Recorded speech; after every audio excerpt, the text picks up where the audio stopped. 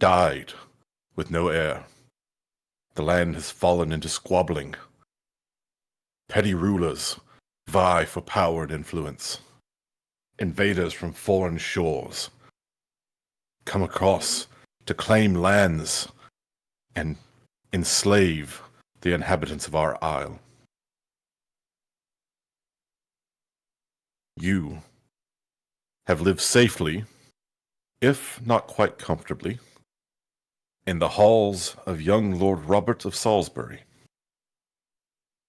Lord Robert's father died unexpectedly 4 years past, and Lord Robert inherited his home and his lands at the tender age of 12. You have served him ever since, and have seen his fortunes ebb as the tide of Saxon invaders claims lands rightfully his. He seeks for aid and succor from the other nobles, but being a large landholder, they often look to him for guidance, and his tender age makes it difficult to lead such a rambunctious coalition. But these concerns are being set aside for now, for there is to be a great tourney in Londinium. And they even say that this tourney is for the selection of a new king, someone who will unite the lands and return prosperity unto Britain.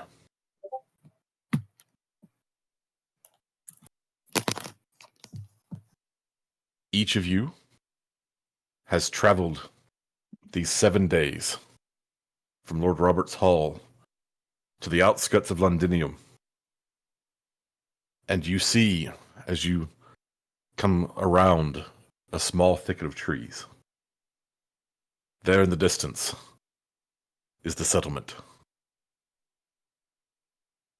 To move you over to the Londinium map.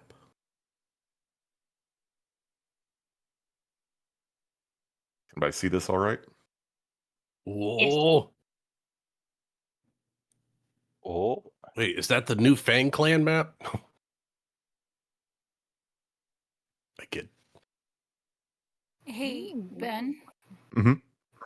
Wait, hold on. I gotta do something real quick.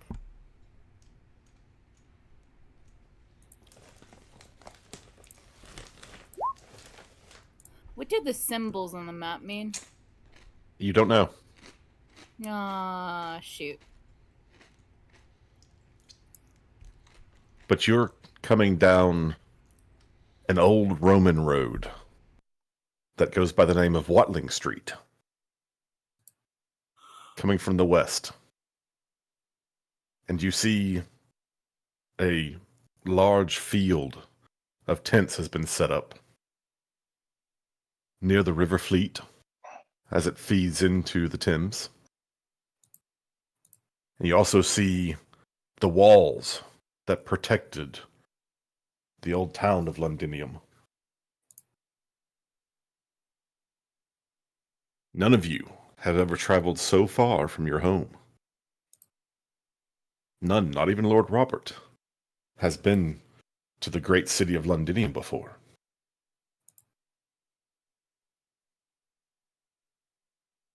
But you are traveling together, and as you come upon the fields festooned with the tents of nobles from around the land,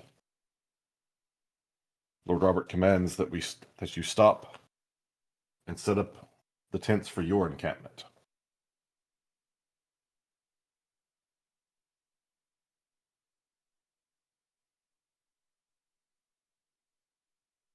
Someone make me a recognize check.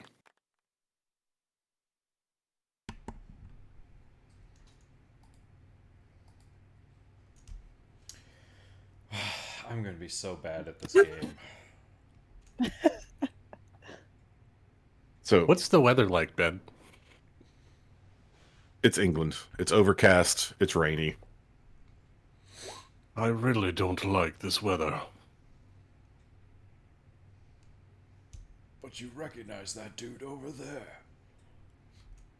No, Sir I'm Malcolm. too busy making my outfit. What? I do, of course. Yes, Sir Malcolm. You look around and you recognize the pennants and banners of every major lord of the kingdom. My word. You see banners for dukes, for self-proclaimed kings. Off on one side of the encampment, you see the pennants and the heraldry of King Lot from the far north, near the Pictish border. You also see the heraldry of King Leodegrance of Camelard. Never in your life have you seen so many nobles gathered in a single place.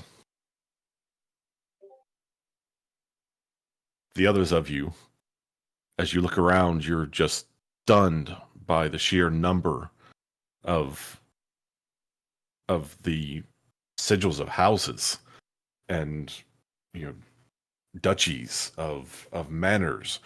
You know, you're seeing heraldry that you've never seen before, and you would never have guessed there were this many lords scattered across the land.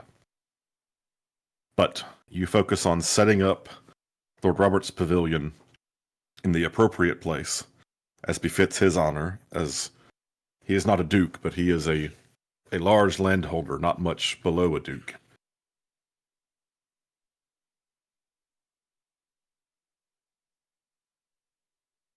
Londinium is far and away the largest settlement in all of Britain, and the most remarkable pit of filth and iniquity that the young knights have ever seen. My word, it stinks here. As you look around, you see that the tournament field is already being churned to mud by the number of horses and just people running to and fro. They have clearly moved off any of the livestock that might have been held here outside the city at one point. But whenever the wind blows from the east and brings the smells of the city wafting over the encampment, it's like standing next to a cesspit back home. I couldn't agree more. It is quite an intense smell. The worst part is we might get used to it. Could be worse than that. You know, we could live here. No, never. Disgusting place. I think I see an opening over there. I think that would be as good as any to set up camp. You know, maybe a little bit upwind if we are so lucky. That's not a bad idea. You know, you think with so many people in here, they'd worry about burning the place down at some point. Well, maybe we're just too early for that. After having selected a location, you set your squires about setting up your tents and Lord Robert's tents. And you each come into Lord Robert's presence and take his counsel. He looks at all of you and says, "It is a mighty fine tournament ground that we have come upon, and I, for one, look forward to visiting some of the famed locations inside the city. I give each of you leave to take this day and do what you will. I will not need your services for the remainder of this eve. And I encourage you, take this opportunity to see the sights of Londinium. I myself will be doing such, And then this eve we shall return, we shall repast together, and we shall tell the tales of what we saw this day. I have to insist that you have someone accompanying you in your ventures. And let's see, you are Dame Rowan. Why not Dame Rowan? I shall have my bodyguards with me. Keep in mind, this is a place we have not been before, so we never know what could be creeping around each corner. And of course you are correct. But worry not. For with so many about, I am sure that the people of Londinium will treat one of my station well. You will nod and take the hint and look towards these massive city walls ahead of her. So you are all welcome to go either in groups, singly, however you'd like, and spend some time going about the city. Well, that was a long fucking journey. I do believe I'd like to go get a drink before I do anything first. Any of you are more than welcome to join me. We can find the cleanest tavern in this city and get drunk. I would like to second that. Also, just getting dry would be quite nice. That is true. This weather's awful. And perhaps, maybe, something other than just ale. I shall join you for debauchery after I visit the cathedral. I shall join you, causing this to be a quadruple. I don't like his voice. Didn't understand a word of that. I don't like his voice. It's bad when you don't like your own voice, oh jeepers. He shall join you, causing it to be a quadruple. No, I did. I'll join. No, I wanted to make it sound more You know what? He'll join you. I've got to practice There you this. go. I shall also accompany you to the cathedral. I have no interest in... What's the word I'm looking for? Debauchery, sin. Associate myself with the ilk taverns. Well, you never know what you might come across in a tavern. It could be fun. She winks at you. Don't knock it till you try it. You don't know what you don't know, so why not just go in and have some little fun? You're 4 then, or Elaine? Which one are you, Summer? Summer's Elaine.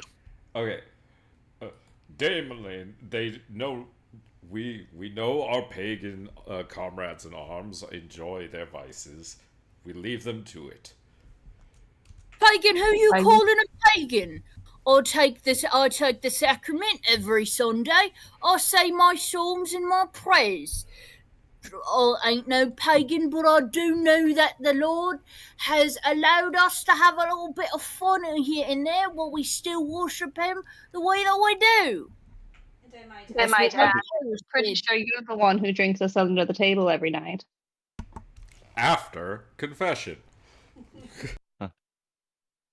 And if ain't nothing to it, ain't the blood of Christ something, you know, that we just put a little bit in it, you know it? Yeah. Yeah. You know what? Yeah. I fucking love his voice now. I'm down. It's sick.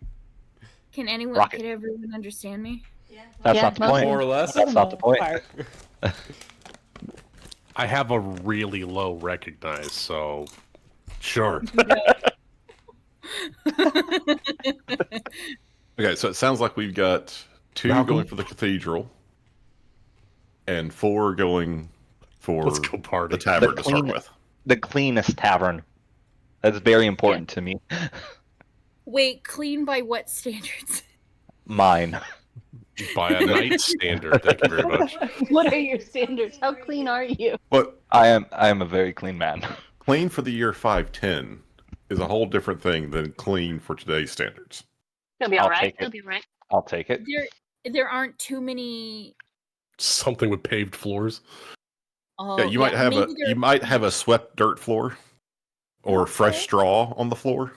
Oh, But yeah, don't expect washed tile or anything like that. Well, as long as there's drinks. Okay, so we'll start with the Oh, group going for drinks. As you look, there are actually vendor stalls all ringing the tournament grounds because there are so many people coming in to visit that there are merchants who have set up stalls all around the grounds selling food, selling drinks. So you don't even necessarily have to leave the tournament grounds if you don't want to, if you just want to go find a drink and something to munch on. But if you want to go into the city, you can certainly ask around and you can get directed to a reputable tavern.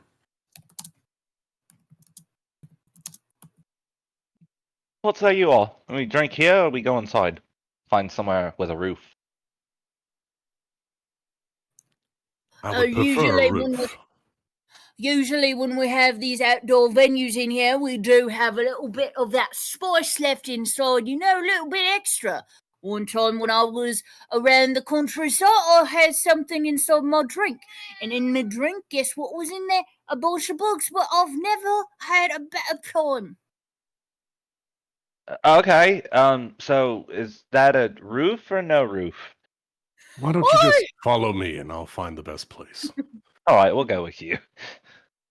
Proudly, he marches towards a bustling tavern. Quick question. Yes. Did y'all understand what I said? Nope. No. Kind of. Fantastic. I love it. I love it. Okay, so I- no, go ahead.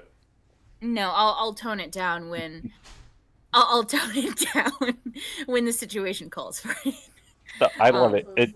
I did the same thing with John Baptiste. I just tried even harder to make it more nonsense sounding so no one could understand me. I could always get John. I know, that's the bad part, is like, I'll try my damnedest and everyone just fully understands me. I think what you have to kind of do is really loosen it a lot. Then again, I don't know how to do a Cajun accent. I think, yeah, sorry. I think if I had a better Cajun accent. We're getting off topic. I'm sorry. Yeah. So What's Cajun? it sounded like you were going inside the city.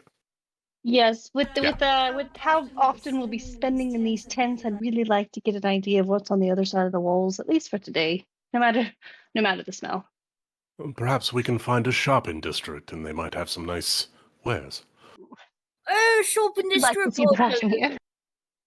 I want a shopping district. I need something to kind of go around my toes when I go to sleep. No, So you have a choice. You just Would you look like to- really old. Would you like to enter through the Lud Gate or the New Gate? The cleanest gate. Newgate it is. Newgate's I do- actually Old Gate and Mudgate's the clean gate. Not mud. Lud. Oh, Lud Gate. Oh, They- blood. No, oh, Lud. Bloodgate. Oh my Lud. Oh, number 7. Number You could've 7 guessed on that. the map and number 8 on the map. Yeah. Dude, I can't hear for shit. I can't read. I'm illiterate.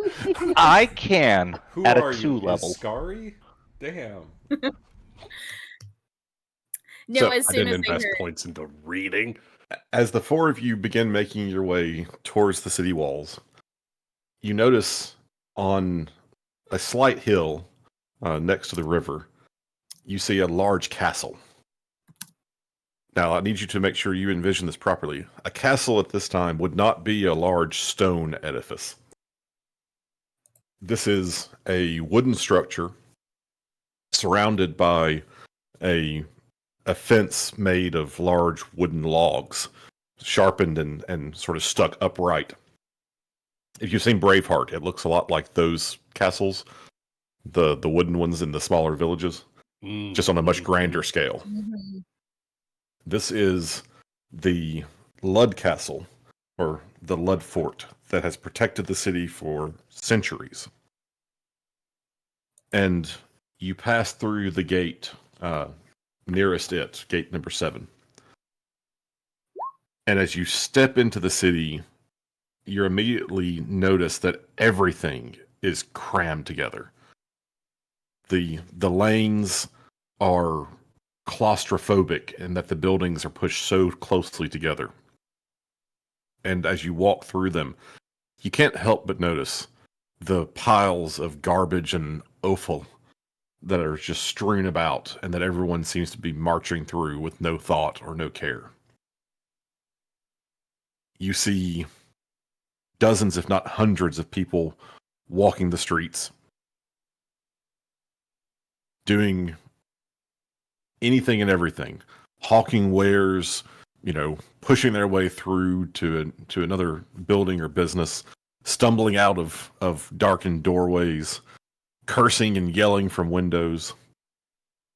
And the throng pays almost no attention to you, despite your very clear markings of knighthood. Who's sort of leading your way? I think Sir Emil. So am ya. All right, so Emiya, I need you to roll me. I got a question, Ben. I know that size equals your actual height. Do you have the chart for that? Yeah. Because I'm rocking an 8 size, so if I'm short kinging it Oh, through you're this, I'm gonna be so great. small. You're gonna be like 5 foot. I might Like have to change my 4'8". voice to Lord Farquaad. If you're rocking an 8 for your size, you're 4'11". You think he's compensating for something? Nope. I'm just proud of who I am. All right, let's go. Wait, what's? I like to think you wear a really big hat to make up for it. So if your hat, you're Mess like up these 5'6". gorgeous locks. Come on. No, There's at really least big, 4 inches of poof in there. really big plume, really big feathers. Yeah, big wavy 80s hair. Wait, how? I have a size of 12. How tall am I? You're gonna be You're like about 5'8". Oh my god, guys! Yes. Oh, I wish I was 5'8". I wish it was taller. Summer, you can't come back with the he hides secrets in his hair. All right, It's just mean. I need you to roll me a d20. I can do that. Hey-ya! Average 10. A 10.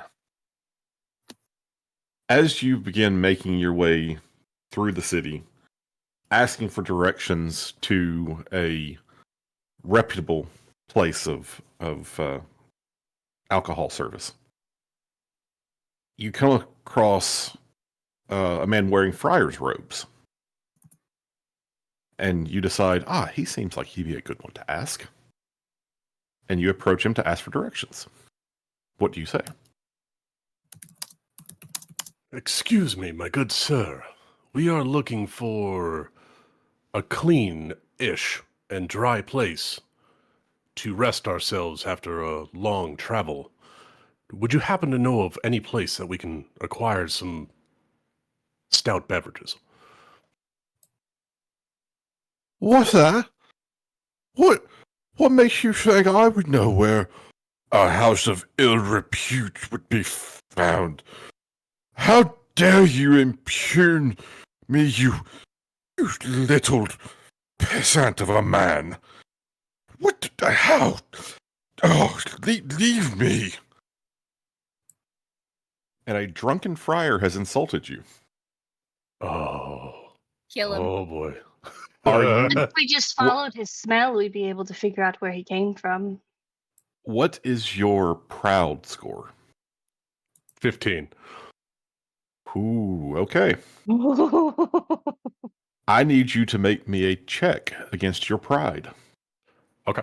Ooh. All right, so I have to click on my proud button, and Yep. I'm looking for 15 or lower, right? Correct. The lowest. Yay! Okay, so I know 15 is better and 14 is better, but I got a 1. well, you succeed, so you have a choice. Do you choose to take offense at this drunken friar's words and strike him? Or do you... actually, no, I take that back. You succeeded, and you are famously proud, because you have a 15, You just strike him. You take offense. He's actually quite vengeful, so I think that plays into it. Watch the Well, way you speak to me, cur. I'm proud and vengeful too. And lustful. Oh, this is going to be fun. We're gonna have so much fun. I mean, I in all also don't fairness, care that he's a man of the cloth because I'm a pagan, so I just backhand the shit out of him. I have to reach up to get him, but I'll do it. And now I need you to roll forgiving. Forgiving. Okay. Oh, I'm also not forgiving. 20 over 8. Okay, Wow, you look at me go, guys. You 10, I'm fumbled wider your than 20. forgiving. All right, So- sorry, what would you say? Said you fumbled your forgiving. I did. So not only do you don't feel the least bit bad for striking this man. And for that, you do not lose a point of honor. And he's taken aback by the blow you've struck him. What do you say to him? You are speaking to a knight of Salisbury. You will hold us in high regard and answer our questions.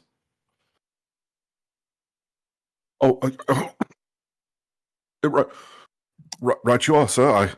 I meant you no offense. It is a tavern. You wish it.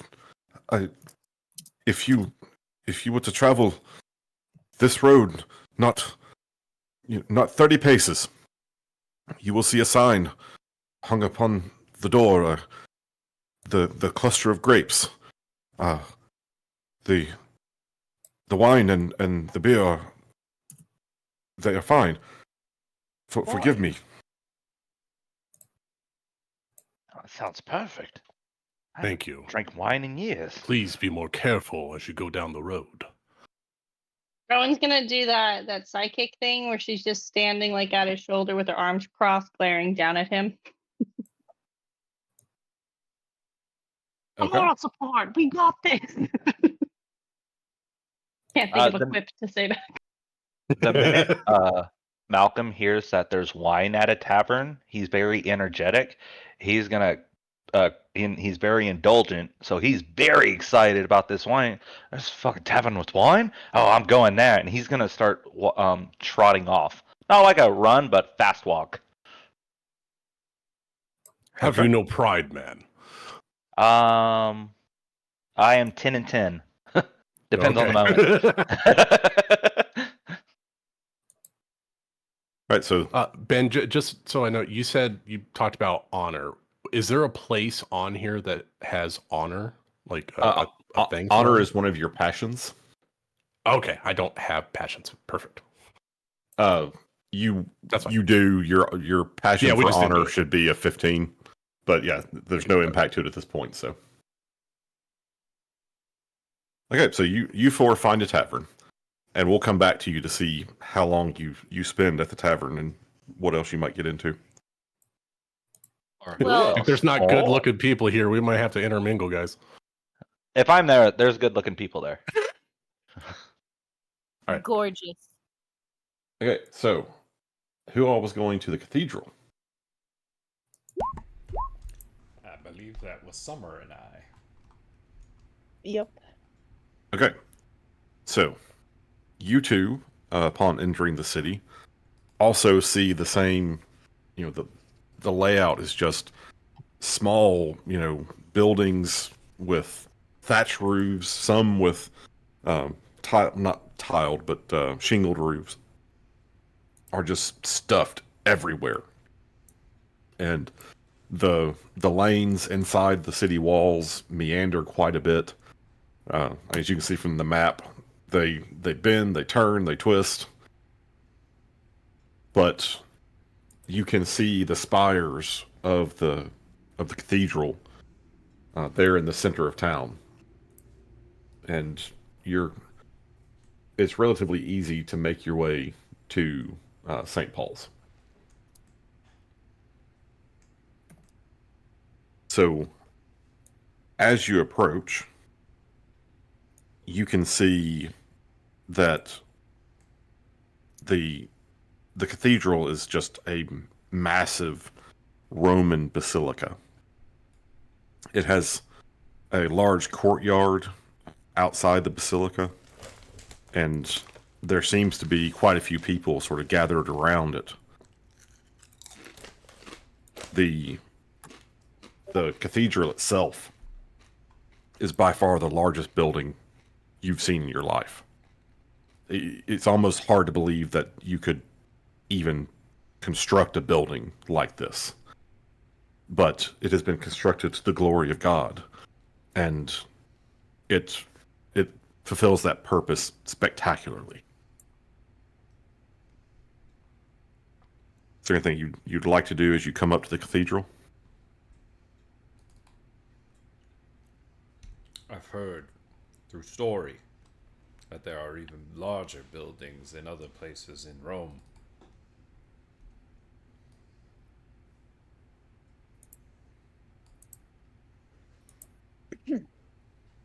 I can't much imagine something, and well, I don't know what I'm saying.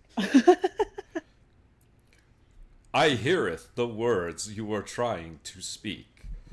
This Thank building, this grand architecture taketh the breath away. As you get closer, I mean, have you guys seen pictures of St. Paul's? I think I've Oh, been, this is a real place. Okay. I've Yeah. been to St. Paul's.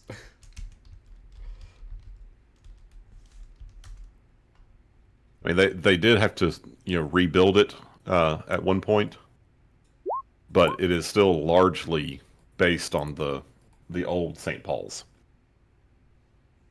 So if you just do a quick Google wow. search, like, it's a truly impressive facility. Here's a pretty good picture I got.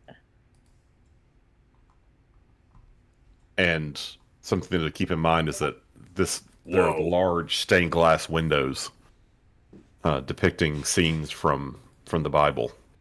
Oh God. Yeah, like Yeah, I this would is say that yeah. That was built in the 500s. Again, they have expanded it over the years. Oh, okay. So it probably isn't but- as grand. It not quite as grand, but the center of the building, if I understand right, like the main dome was there. Holy shit. The Romans knew how to build buildings. Yeah, You the sure Romans did. knew what they were doing. Their concrete still works. Yep. So, as the two of you, and what is your either religion or spirituality? My spirituality is a 16 and my religion's a 10. my spiritual is 12 and my religion is an 8. Okay. So, Sir Haymond, you both are feeling the awe this building was intended to inspire in those who look upon it.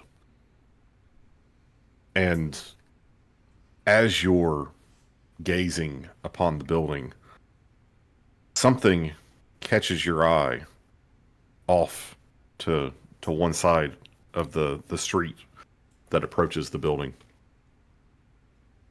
You see a strange figure moving through the crowd. And again, you notice that in the courtyard, sort of just around from the main approach to the building, there is a crowd sort of gathered.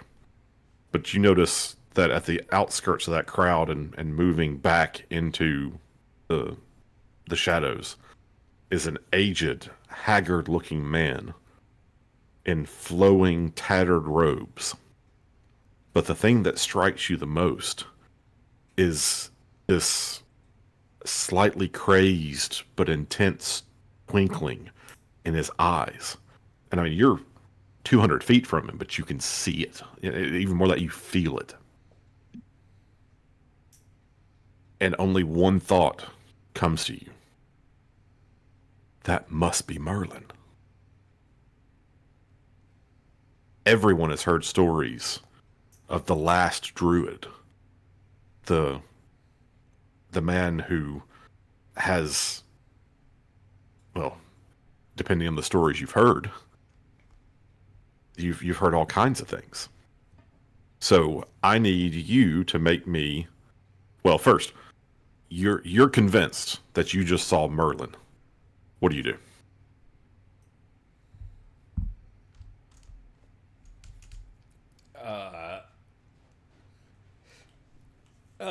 Dame Elaine, would you accompany me to the shadows of this alley over yonder? I do believe I have just saw a figure of some renowned in folklore, and I wish to investigate. There's a wizard. Would you mind putting that in regular terms? I think I saw Merlin, and he might be right over there.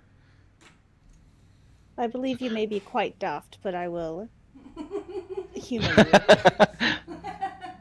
Don't look now, but that's Merlin, guys.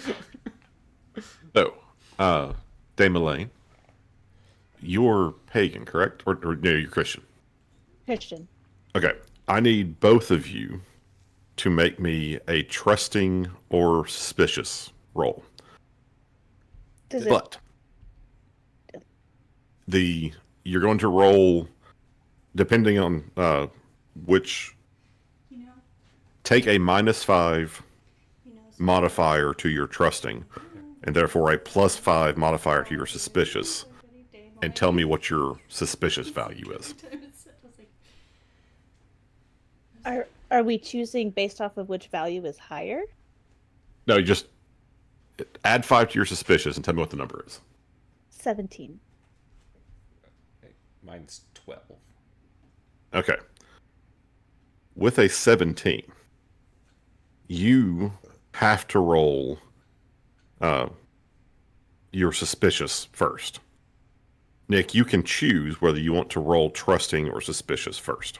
Am I trusting my feeling, or like what am I trusting?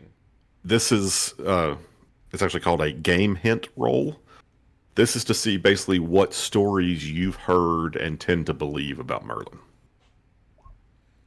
Not many, apparently. God damn it. What the hell? Change your Okay. color, Nick.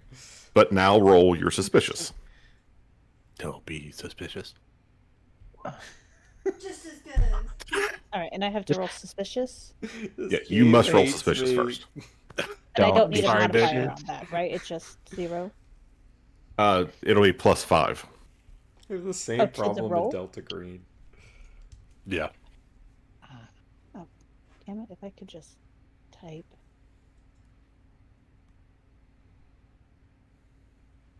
Okay, so you succeeded on your suspicious roll. Okay. So as you begin to approach the alley where Sir Heyman thinks he saw Merlin, you begin to recall the stories that you've heard. Dame Elaine, you have heard and tend to believe that Merlin is quite literally the spawn of the devil. Oh. And it was his machinations and schemes that ended up getting good King Uther killed some 30 years ago. Okay. Sir I'm gonna Heyman, kill a wizard. you have also heard these stories, but you have also heard, and you don't know whether to believe or not, that while he is one of the last of the old druids, and his ways are inscrutable, he still has the realm's best interests at heart.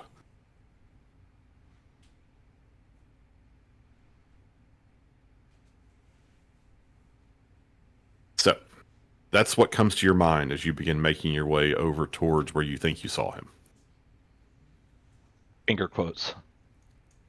As you get over there, you look into the alleyway where you think you saw him disappear, and there's no trace of anyone.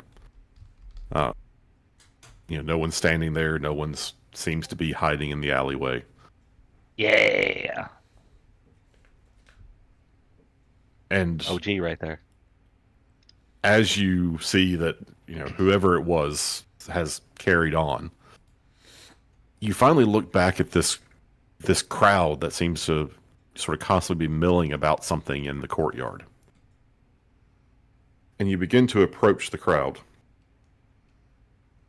through just sort of happenstance. A couple of people decide they, turn away and begin going in a different direction. And suddenly, there in the middle of the courtyard, you see a mound of stone with an iron anvil embedded in it, almost like the anvil had somehow been grown over by this stone. And standing upright from the anvil is about half of the blade of a sword and a hilt. How? I remake my curious. character. It's a sword and a stone. Get him, Zazzles. Do either of you have literacy? I do. Nope. I have literacy 5. Okay. I've been working on my Latin. You can make me a literacy check. I did it! Yes! You did it! He did it. Hooray! Excellent. So Everyone liked that. in a difficult to make out script, you do see in Latin something that the best you can translate it is, whosoever pulls this sword from this stone is rightwise king of all Britain. Who are the Britons? It's an excellent question. It says that whoever pulls this sword from this anvil shall be king of this land. Do you want to give it a try? Oh, me be king? No, I wouldn't want that. Are you sure? Everyone else You seems to roll be having a try at temptation it. roll. I'm much too lazy for that. What a mood. What about Dame Elaine? She's also much too lazy for that. My dedication is to the church. Also, she finds too much coincidence between Sir Haymond claiming he saw Merlin, to which she believes is equivalently a devil man, and then a mysterious sword in which Latin is written on. She doesn't trust it at all. Fair. But, what the hell? Haven's gonna give it a tug. Okay. Give me a strength check. Oh, that's not good. Alright. I have fumbled that shit. Because of course I did. Because in any other context, rolling a natural 20 would be like, oh! But not this one. God damn it. You didn't want to be king anyways. Well, It's true. Nick, at least we can say this. You're cursed with high rolls. It's true. There are That worse tends to problems in life. That tends to benefit you. It's true. Goddamn In this custodian situation, player. however, I think I'm actually going to have to give you a slight injury as you yank on this thing so hard that you actually tweak your shoulder. So It is cursed. This is the devil's work. So, for the rest of this day, you're going to have... Actually, I'll let Lady Elaine, or excuse me, Dame Elaine, make a quick first aid check. As you start complaining, like, oh, I think I just did something to my shoulder there. Ow. I didn't do it. The sword did. It's clearly evil. It's cursed. That's right. You crit. Just pop You that. critted. This pop is your that game. son of a bitch back into the socket. So She'll. Oh, sorry. You go ahead. no, go ahead. Go ahead. She'll approach Sir Haymond, and she'll kind of tut at him, and she'll say, "This is exactly what happens when you deal with things that are suspicious. You injure yourself." And as she's lecturing him, she'll pop his shoulder back into place, Goddamn. talking about seeing men of the devil and reading Latin. What are you? Come on, let's go. I'm overly curious. Which of the two you would like to roll me a d20? Summer. A D20? Yep. Let's see. Watch, this is what you Oh. wanted to roll hiding. Okay. So, you guys can decide how long you spend like looking at the cathedral, and maybe you go in, go just see the inside, maybe even make confession. But once you're done, do you head back out to the how long do you think you spend there? I definitely want to light a candle and do confession. You better confess to touching the cursed sword. Exactly. So call it like 45 minutes. It depends how many Hail Marys I gotta do. Do you have any major sins to confess? I just touched that cursed sword. That's a pretty big one. Did you do it with your left hand? Oh. How do you know about that? Everyone knows about that. Everyone knows that you're a lefty. Oh my god, he's a lefty. Or did you pull the right shoulder and that's why No you No, wonder I failed why so definitely you did it good? with the attempted right sword. because did it with the right arm and it's just not as Yep. strong. Get my strong hand. I'll say you guys spend an hour or so there. And do you want to go back to the tournament grounds, or do you want to go see some more of the city? Do you think that we should go rescue our companions from their den of filth before they inebriate themselves and embarrass the Lord? Most definitely. And We you should. know, maybe join them for a drink or two.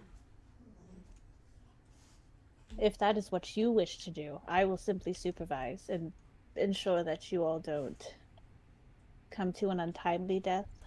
I am always happy to have your supervision, Dame Elaine.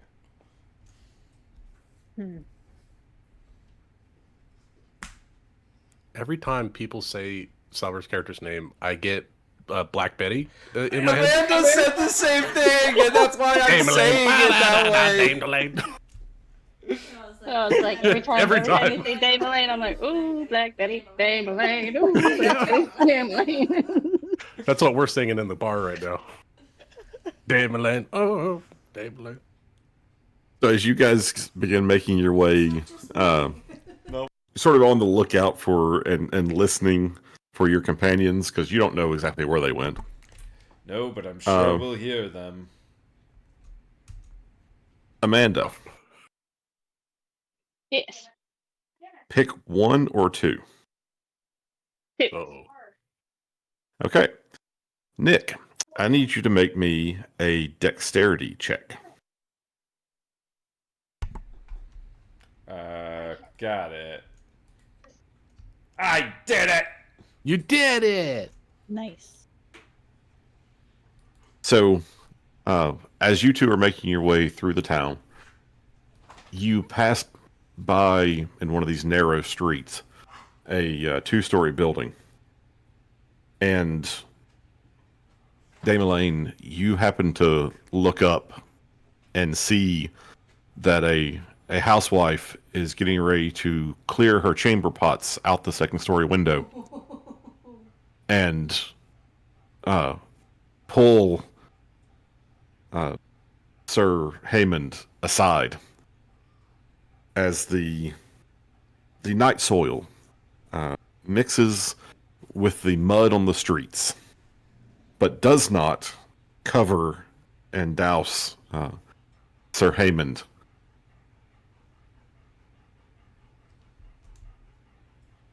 What is this recklessness of the big city? Just dumping shit?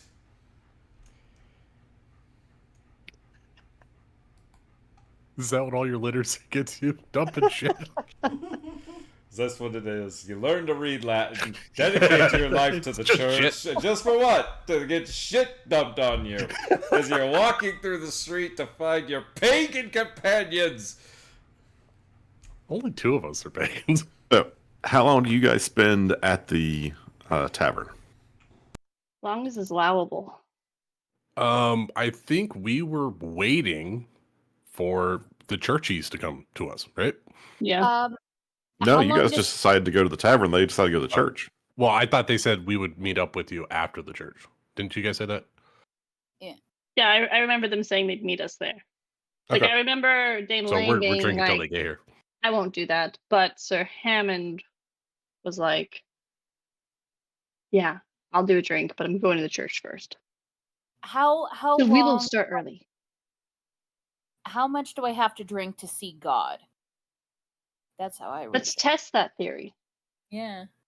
Well, if you guys are there to try to get drunk, Well, no. But if it happens, okay, well, Oh, I'm Okay, there I to get guess- drunk. it, the question is, does the tournament, like, we are here, we just got here, is it like the evening? Or is it still like midday? Like, do we have to do something before the end of the day? Because, I mean, basically, our Lord said, hey, go get fucked, is what I interpreted it as. he said go see the sights of the city, and when we all meet back together again for dinner, we'll talk about what we saw and share stories. Okay, so, okay. I have a better understanding on the plan now.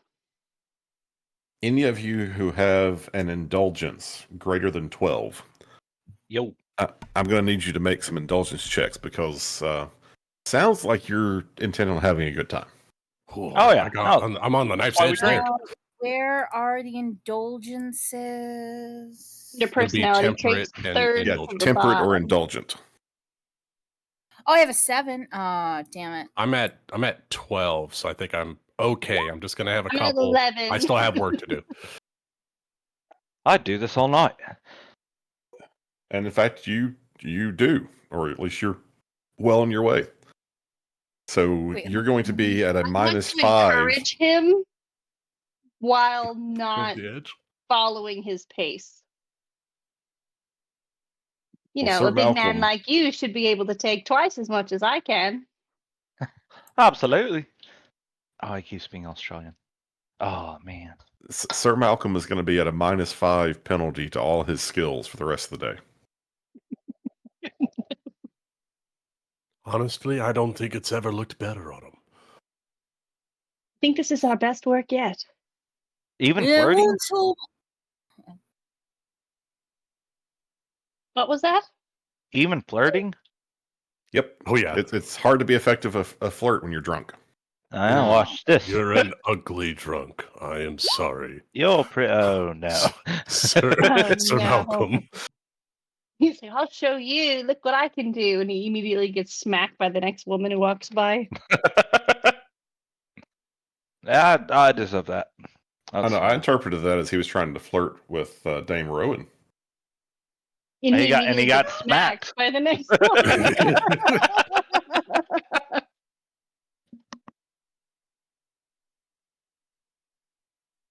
Try your luck elsewhere.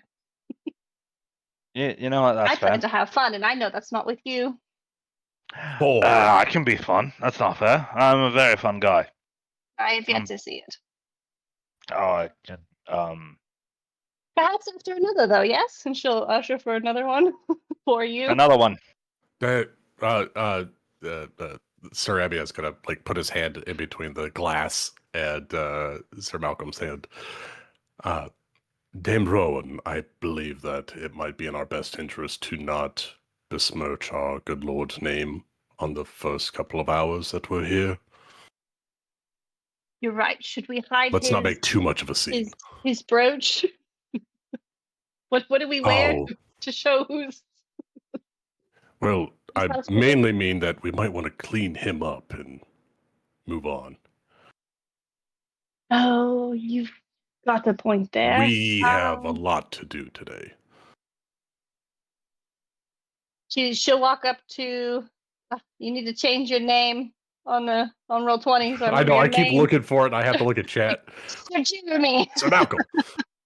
Sir Malcolm. She's gonna like do that thing where she's just gonna put both of her hands on his cheeks and kind of smack him a little bit. Be like, come on now, come. He's right. We must stay sharp. We know not what the city holds. Shall we go exploring? And then she'll immediately loop your arm with hers to kind of help stabilize you while walking, to not make you look so much of a slouch, but also, to flirt, because this is what we're good at. All right, let's go adventuring. And then tomorrow we're going to win a tournament, eh? If you can still stand. Oh, I'm standing right now. Right, and Sir He's going to Heyman. start wobbling. Where can get off to? So for then, is he under the table? No? Okay. What did he? Oh, Lord. God. Wait, no, I'm a pagan. Shit. I'm a pagan. Sir Forden. Sir Forden. He really Sir did Forden? bring himself under the table, didn't he? I'm short. I just bend my head down. Is he under the table? No. Or is he muted? Maybe her headset's just not working. She had to go in and out of chat a few times. Wait, what? Rachel. You're Sir Oh, Forden. yeah. The Oh, Forden. okay, yeah, no, Yeah. no, I came at the very tail end of that. My internet was cracking up. What's happening? I thought you were talking about. We're trying to get the sloshed Sir Malcolm out of the bar. Are you good? Are you stable? I'm not that Are slosh. you slow? Oh man, yeah, no, I have an indulgence of like 7. I think I'm fine. I think we're gonna head out and see the rest of the city. I'm not slosh. Oh, we're going to do a bit of saucy now, don't we? Oh, well, what about a fun old chapel over here? Do we need to pick them up or something? What? Oh, See? no, I swear. yes, precisely. I haven't That's what we're doing. understood a single that's word what's you've ever said to me. No, do we need to be able to pick up this old man because he doesn't look like he's been able to, at least have two feet underneath him? That's Did why you I'm even Use a strapping, comment man. it. I would help, Just but got this I'm too side short. and- And how heavy is He's a bulky Jeremy, boy, isn't he? he's bulky? I'm feel- size 12.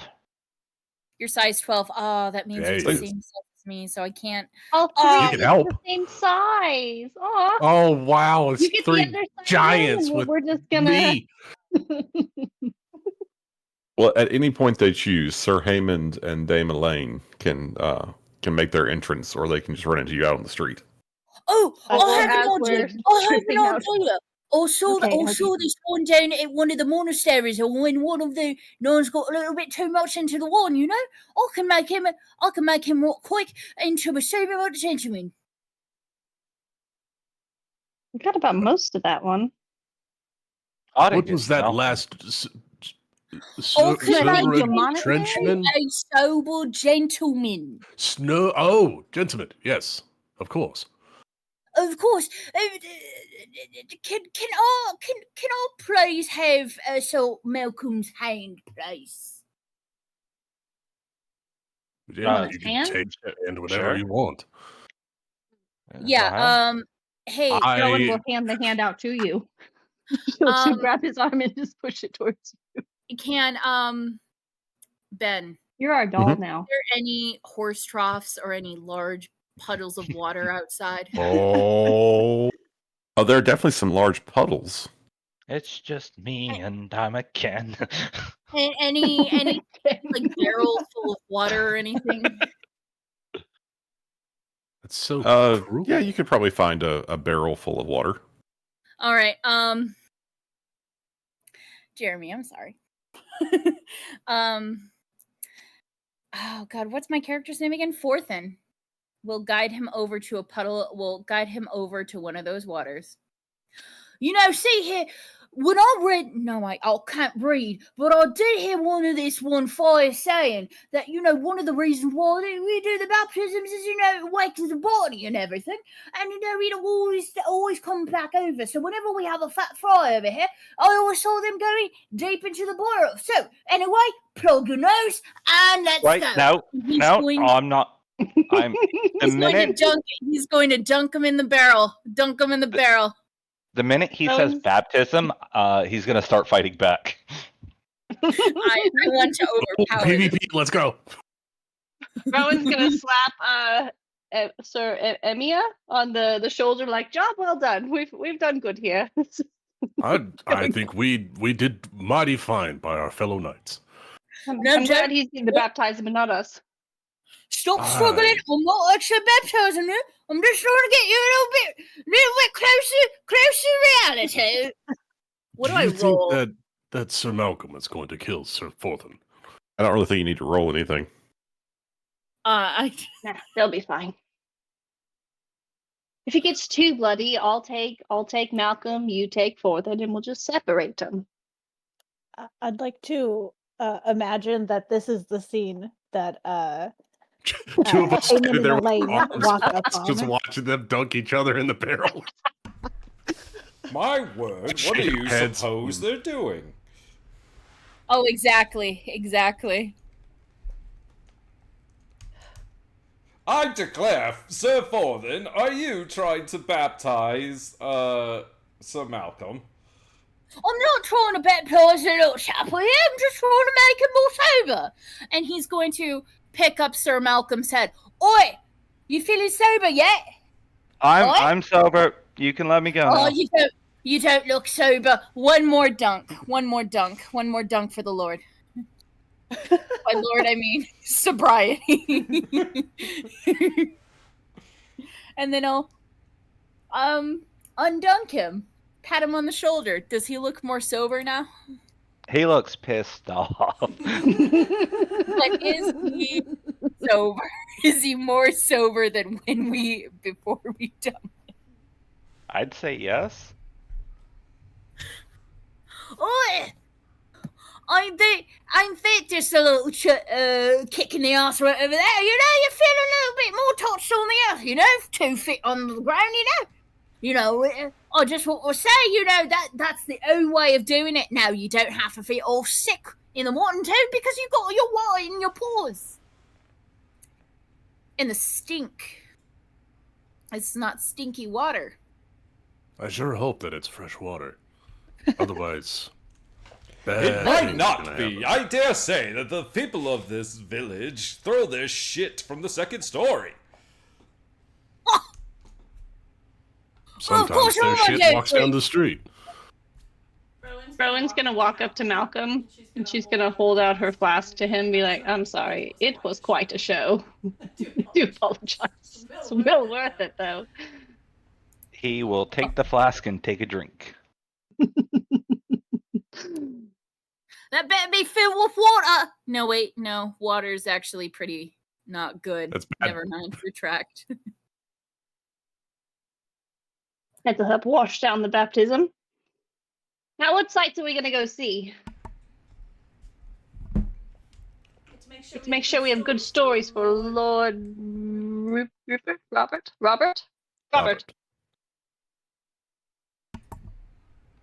Oh.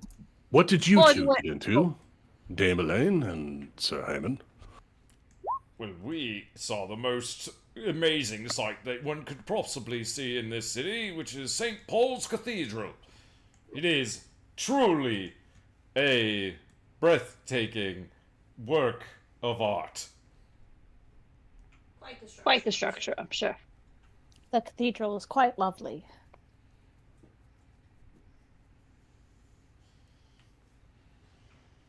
Well, then there's no reason to go to it again. Then, so let's. Anything else exciting happen? They just fought and got drunk. There is an interesting happening in front of the cathedral. We believe we've been discussing the Sir Haymond prospects. believes. What? She added in Sir Haymond believes.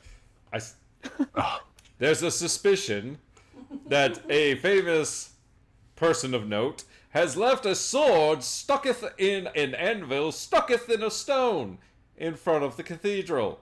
And on it is Latin, reading that he who, or they, the person that pulls the sword from that stone shall be king of this land. It says the Britons, but I don't know who the Britons are. I believe we should definitely go and make a stop there.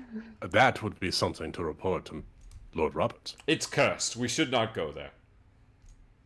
I don't know. Why is it Worth a cursed? shot. Oh, wait, because of a pagan wizard put it in there? Is that why? It's I have some suspicions of the wizard, but I do believe him to be of not of up to no good. I do believe him to be in good standing and wanting what's best for the people. But you know, you might hurt yourself if you try to pull the sword out. Did you hurt yourself trying to pull the sword out? Yes. It's okay. You're just not quite as strong as us. Come, Zermia. Let us go. Test Yes, our perhaps strength it was with the the wrong sword. faith. Let's go see if someone else can do it. Or maybe instead of trying to get that stone out of the sword, you try to get that stick out of your bum, man. Didn't you not have anything to drink? Love him. Who? You! No, of course not. I had a ton to drink. I just know how to limit myself and to put myself closer to the Lord. Sorry, starting to be. Put myself closer to the Lord, I did, yeah. This is just if you normally keep how I messing talk. with Sir Malcolm, you will be closer to the Lord. Aye. I'll just turn and start walking. You said this sword and an anvil was this way. I You know, believe I it's feel more re- closely characterized as a sword and a stone. Oh, that makes a lot more sense. If you want to be very precise, it would be a sword and an anvil and a stone. It's true, but I feel like sword and the stone has alliterative properties that roll off the tongue quite well. I don't like alliterative. Let's I am go. unfortunately illiterate. How do you... Wouldn't know either way. You could still recite prose from your mouth hole. I do have a pretty decent orate skill. Perhaps I will tell this story once I pull the sword from the Stanville. If you Whoa, do, you take shall punch- be all of our liege lords. Haha! Not if I pull it first. But no.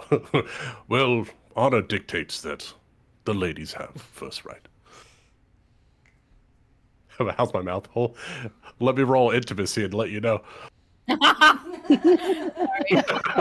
That wasn't a skill. I think you're thinking about intrigue. Intrigue. I meant flirting, but yeah. Roll lustful. That's what it was. Lustful, not intimacy. No, yeah, I want to go try to pull the sword from the stone. That sounds like fun. Let's do it. I'm Okay, gonna so go you make a guys- sandwich. I'll be right back. You guys head back to the cathedral. Sir Heyman, go make the sandwich. You see He goes to the kitchen like he should.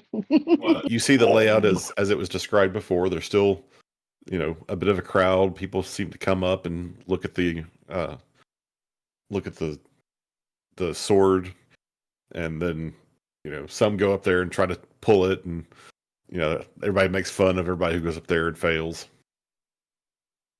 But there's just sort of a loose crowd that sort of mills about, and some peel off, others show up. Dame Rowan wants to kind of get a crowd rallied for when she goes up. She wants to kind of, like get people like watching. She's gonna kind of walk around and whoever you live in the crowd and be like, "Who wants to see this sword taken from the stone?" And tries to rally him a little bit Sure. before she goes up and makes a fool of herself, but that's fine.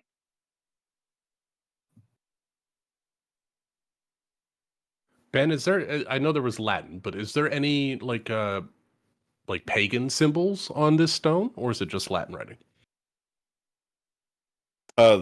There's just some. There are some runes, as well as Okay. the Roman letters.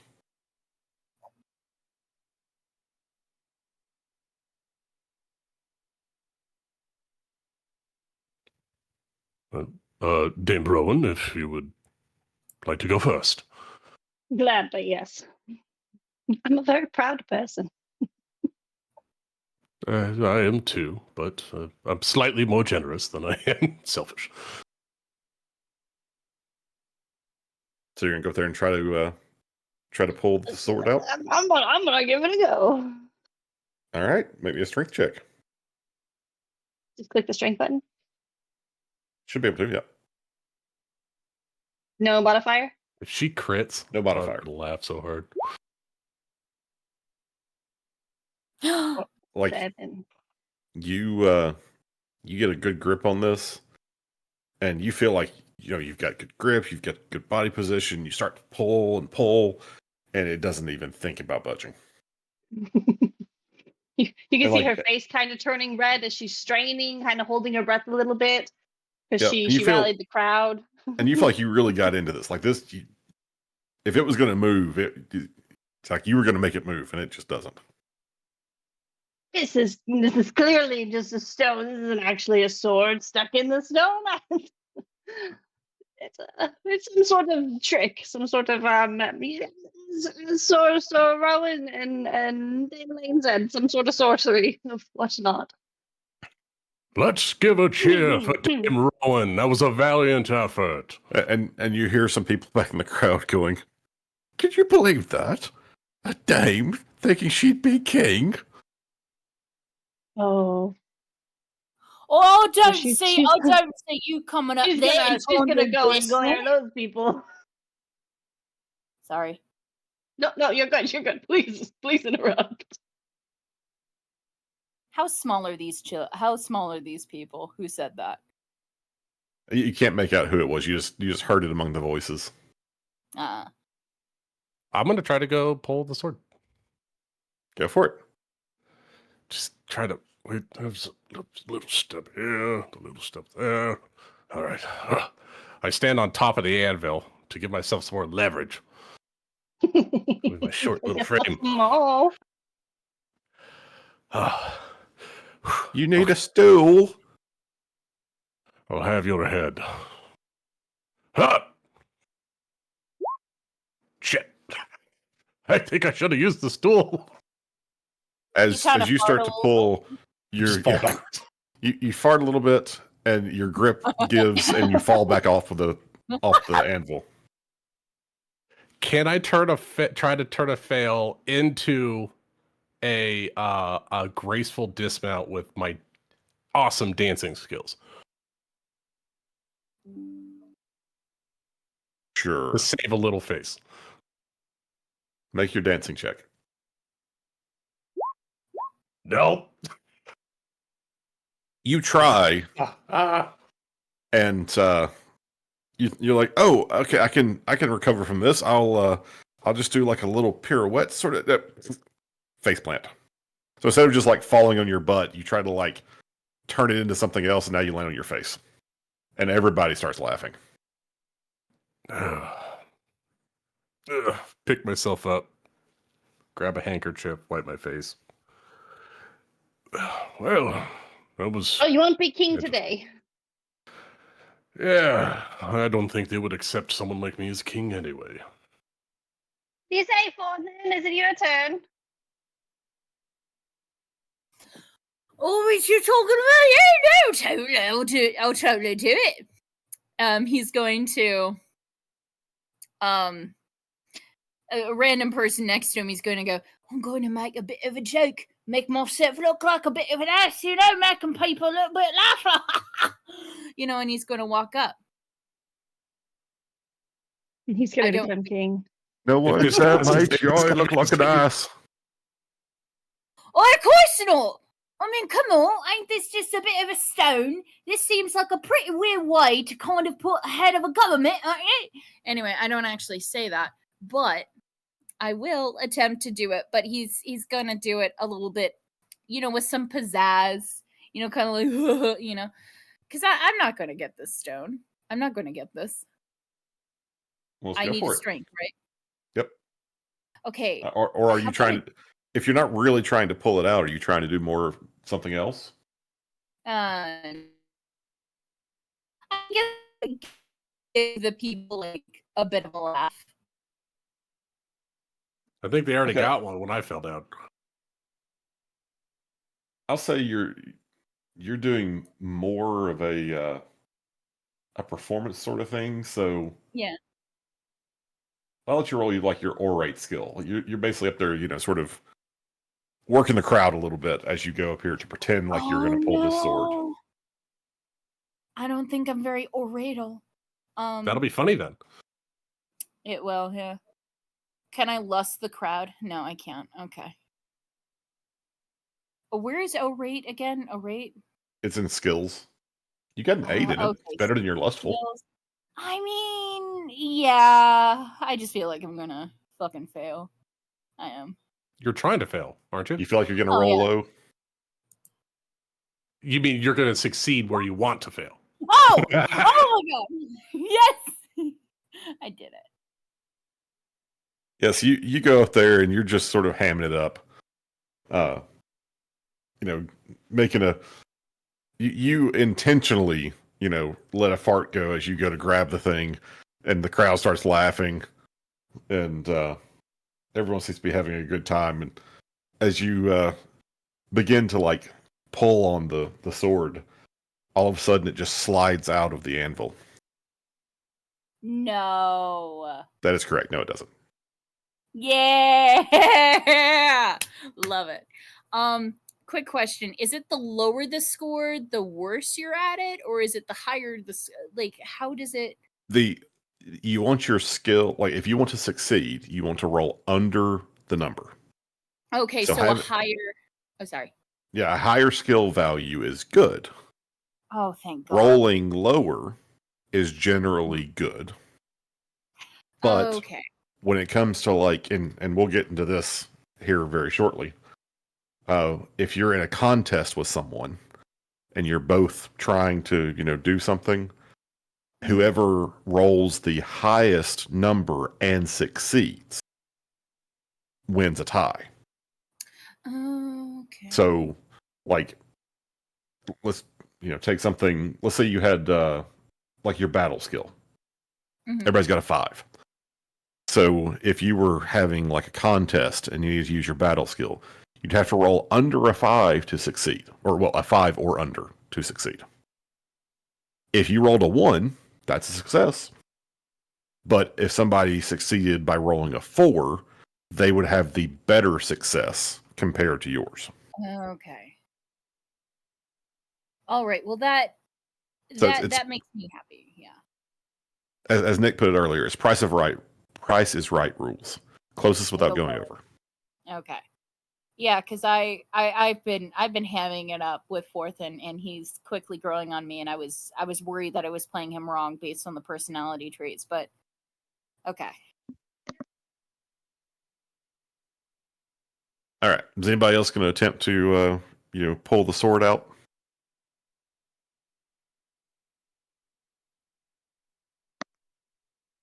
Do I make If the not, we'll say children that everyone heads back to the tournament grounds. And Amanda said to remind you to flash back to this moment because Jeremy's BRB. Okay.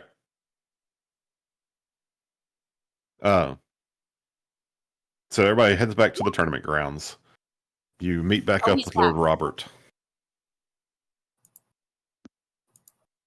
Sir Malcolm, did you want to attempt to pull the sword out?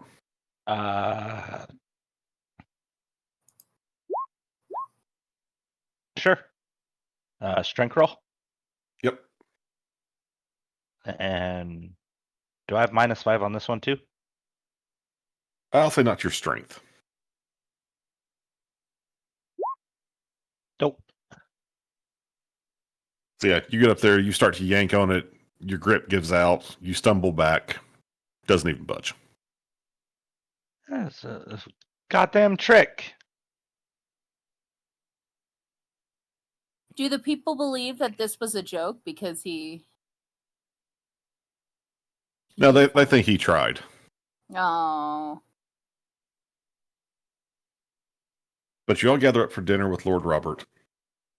And he, after the food is served, he starts off by saying, "You all may never believe I saw the most amazing thing when I was in the city. There is a sword in an anvil that is set in a stone. And from what people say, if you can draw the sword from the anvil, it will make you the rightful king of all Britain."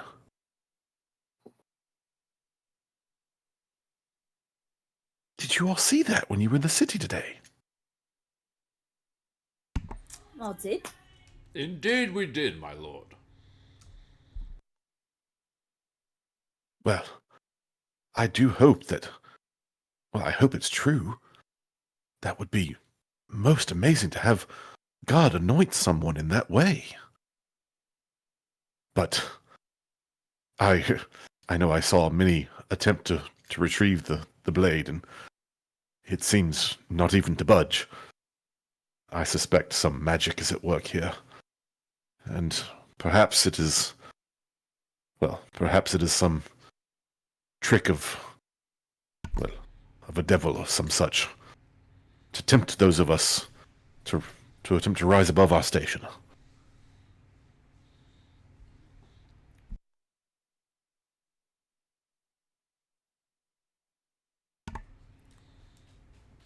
Could be nice, though. It is a trick for sure. I'm sure that they wouldn't actually anoint someone king for pulling such a silly thing out of a stick. You know, it's got to be some sort of magic hodgepodge. You know, just earlier, Dame Elaine was saying it was some sort of cursed thing from witchcraft of the sort. Still feeling a little bit sore from trying to pull that little sword out the stone. You know, that probably has nothing to do with it. He's gonna take like a big old gulp out of her wine or whatever they're drinking.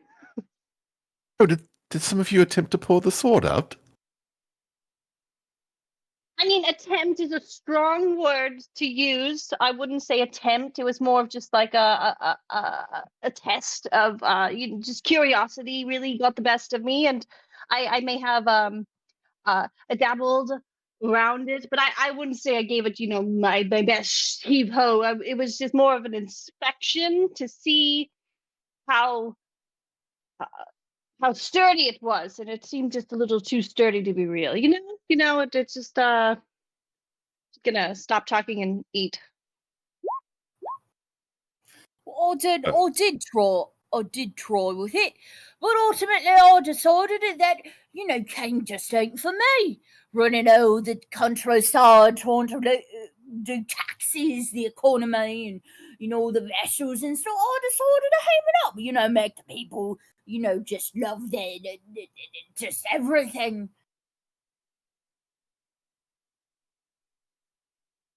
I gave him a good show. I hope no one embarrassed themselves very much attempting. I must say that I did...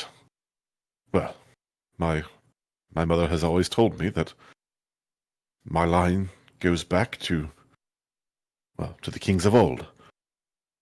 So I couldn't resist the opportunity to see if God had chosen me to take on his mantle upon the earth for this time, but it was not to be.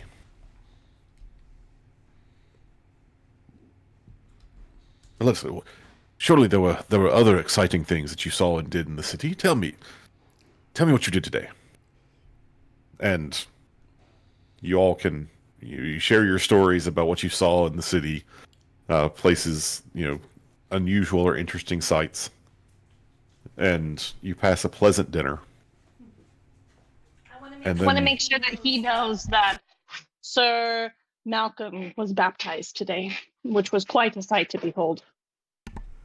He was no such thing. Forthen is no priest and has no authority to baptize. You only came at the end of it. You don't really understand the whole process of what it took to baptize him. It was a beautiful event. You should have been there, Lord.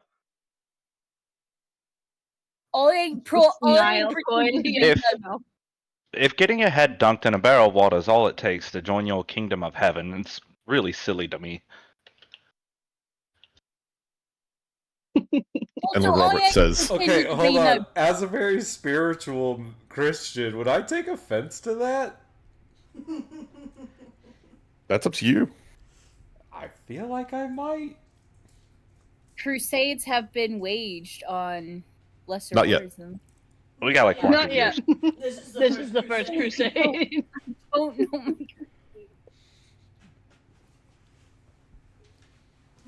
Baptism is much more than just having your head dunked in a barrel. Oh, that makes To have sense. it equated to such is honestly just a little bit insulting. Well, they told me what it was. They said, we're baptizing you, and they dunked me in water. Truth And be look, told, the I was devil trying to left get you sober. instantly. You were able to walk again. Hailing Haynes. Have you accepted the Lord Jesus as your savior? Who? Then your baptism doesn't mean anything. Do you have to meet Jesus? You have to accept that he has left this mortal coil in accepting your sins and saving you for the Lord. No, that's fine. I'll take my own sins. And with that, Lord Robert steps in and says, yes, we can discuss our varying approaches to religion at another time. For now, we need to discuss tomorrow's tournament. We all must be well rested and prepared. There will be a tournament battle tomorrow. A proper melee. So, I want you all to be well prepared, well rested, and we must go out and fight with honor and glory, and make sure that the House of Salisbury is well represented. Here. For Salisbury! We've got a lot of stakes in this. Huh. Last joke, I swear to God. I'm sorry.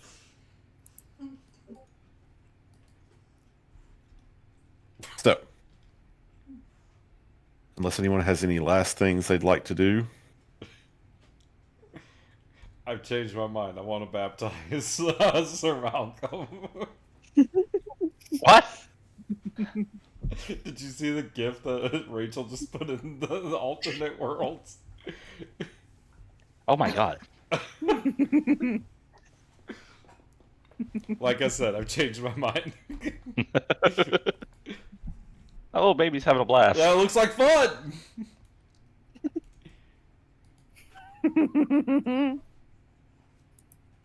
So, That baby looks like it's not Jesus. does anyone have any last things they want to do this evening? I will polish my armor a little bit before bed to make sure that we look, very nice after our long journeys. I want to make sure that we present ourselves with the best image we can present. Forthen will attend evening mass. Okay. Sir Haymond will accompany you. And Dame Elaine would attend as well. I believe that one's she'll called extend- Matins.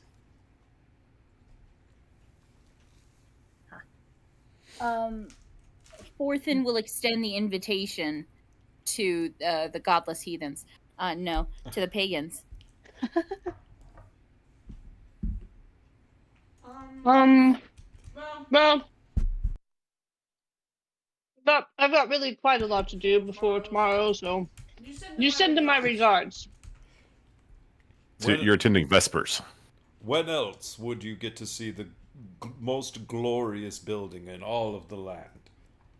I mean, probably tomorrow, the day after. I was good. Yeah, tomorrow. Tomorrow sounds good. You can run by me tomorrow. Morning If we mass, survive. please.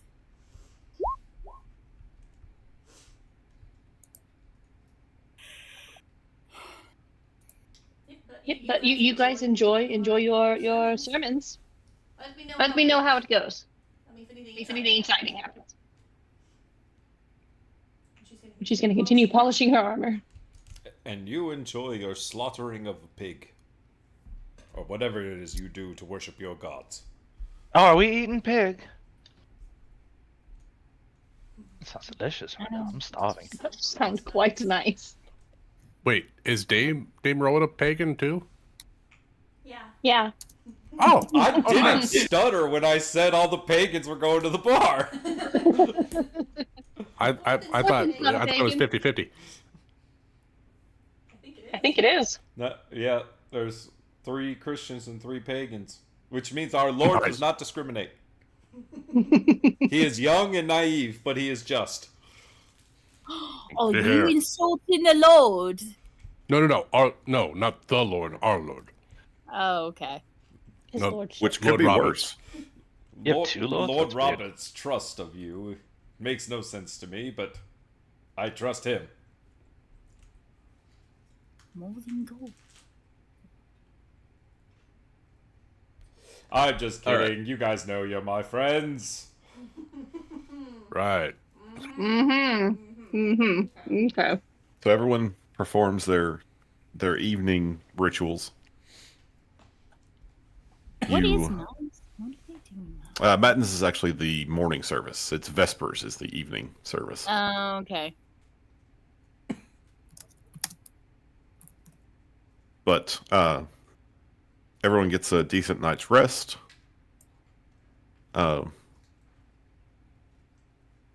Donovan, make sure that Sir my Malcolm coat is may be a clean. little hungover the next morning. I feel like he's done this before. Oh, he definitely has.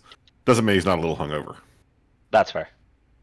He can But hold not it. too much because he was, he had the old baptism. to Yeah, strangely rival- enough, that has no mechanical effect on his drunkenness. Yeah, no, it just went from a fun drunk to an angry drunk. Aw. If you would have first Like- stage stuck your finger down his throat, that might have helped. Have you ever actually attempted to do what you described when you were drunk? I had someone slap me, and I almost won a game of beer pong. Having done some of these things, it'll wake you up, but it doesn't make you less drunk. No. This makes you realize how drunk you actually are. Yeah. Like when you sit down on the toilet and you're like, oh no. Yeah. Or even worse, after you use the toilet and you look at and you're like washing your hands and you look in the mirror and then you're like, oh God, I exist. The room What's starts happening? spinning, moving, and What have I done to myself?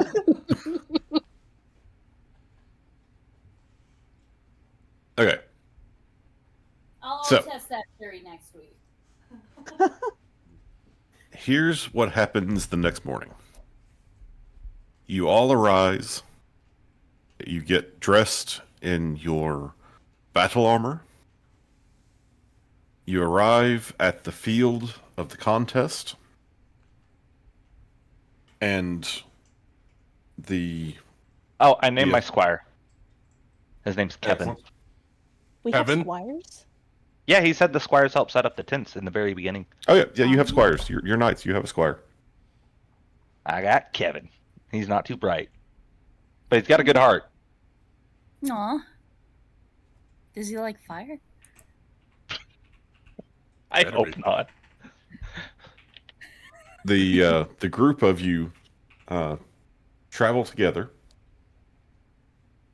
and you all sort of pair yourselves in amongst the soon-to-be combatants. And one of the nobles, the Lord Mayor of Londinium, who has been elected to act as host of the tournament, is giving a speech. And I'm not going to attempt to give the speech, but basically he is extolling the virtues of this combat to allow those of noble blood to display their skill, their honor, to win the fame for themselves and glory for their lords. The tournament is, or the grand melee is going to be for the honor and recognition of the lady of the tournament. The lady is the Lord Mayor's wife. And at this time, the Lord Mayor is a noble and not just an elected official for the city of Londinium. So she has the honor of being the lady of the tournament. And they begin to go through, they introduce the judges who will be watching the Grand Melee and ensuring that fairness is maintained, and monitoring and managing the prizes that will eventually be given out, as terms of capture and ransom will be established. And historically, this is actually these tournaments were a way that knights could make a living, because if you manage to capture your opponents, through skill at arms on the battlefield, they would be ransomed back. And so if you captured a high-ranking noble, you could actually earn quite a bit of money for, and honor and glory for having defeated a noble, and then they would have to basically pay you to be released. Not the same sort of ransoming that would happen if it had actually happened on a true battlefield. But this was a sort of formalized and less dangerous form of battle. So much of the same behavior and expectations were in place.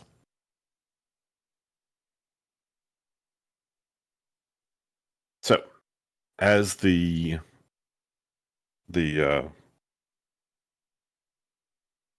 Herald, the sponsor of the tournament, is completes the invocation and the speech, there are sets of squires that go through the assembled knights and nobles and start passing out armbands, just short strips of cloth, and there are two colors.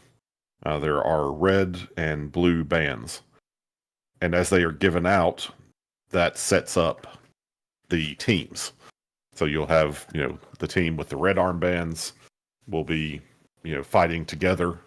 The team with blue armbands will be fighting together. Each of you is given a blue armband. Oh, thank God. And Wait, your... no. Yes? No, I was making a pagan joke. I said, thank God. And then Oh, right. I said, wait, right. no. So you are organized into smaller groups. Because this is a grand melee, there's about 100, maybe even 200 participants. Whoa. But you will be organized into smaller groups of about 15 to 20 knights to act as a convoy.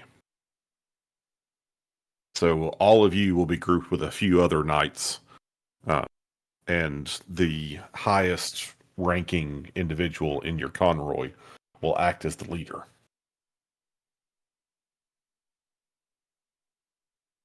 So, All right. any any particular questions right now?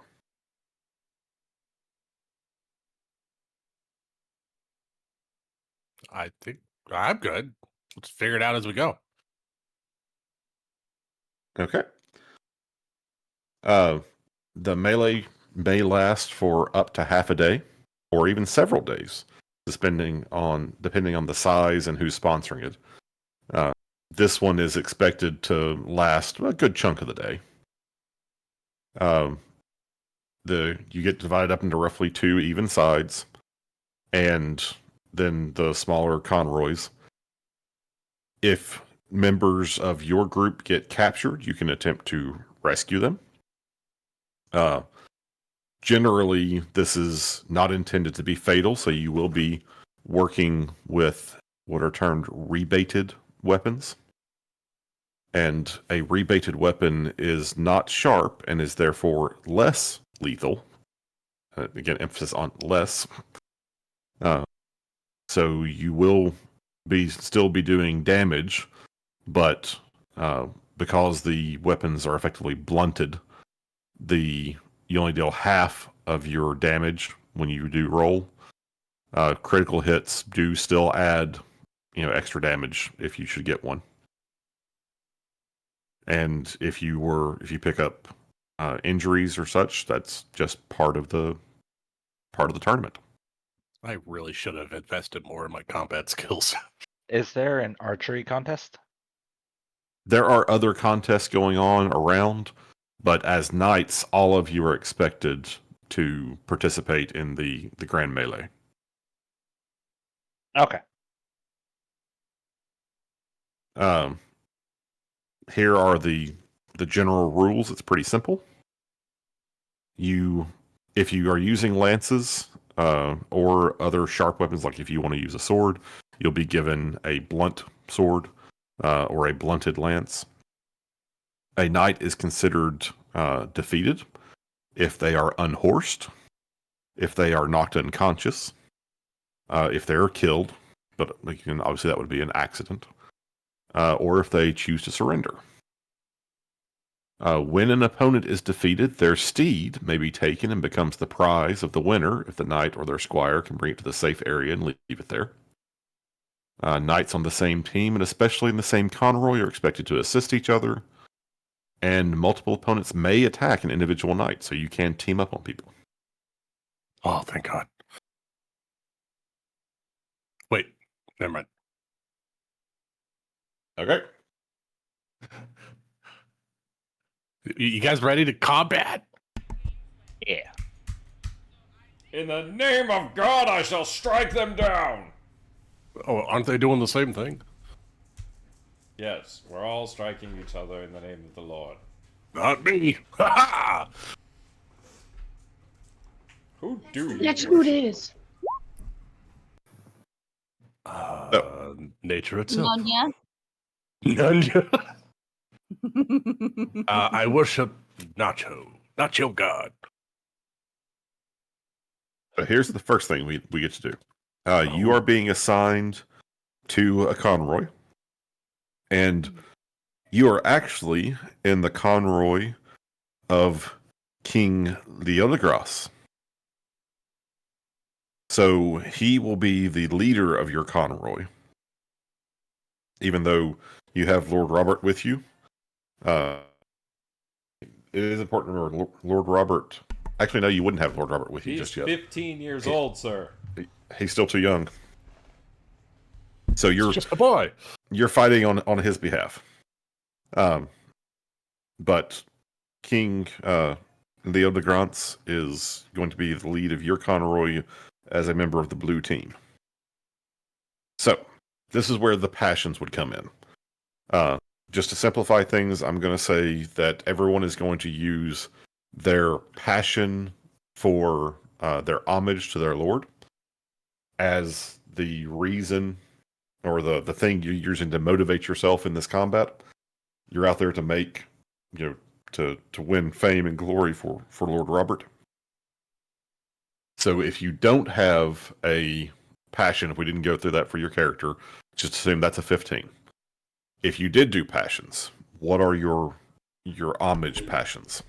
My passion for my lord is 16. Okay. Mine is 16 as well. Okay.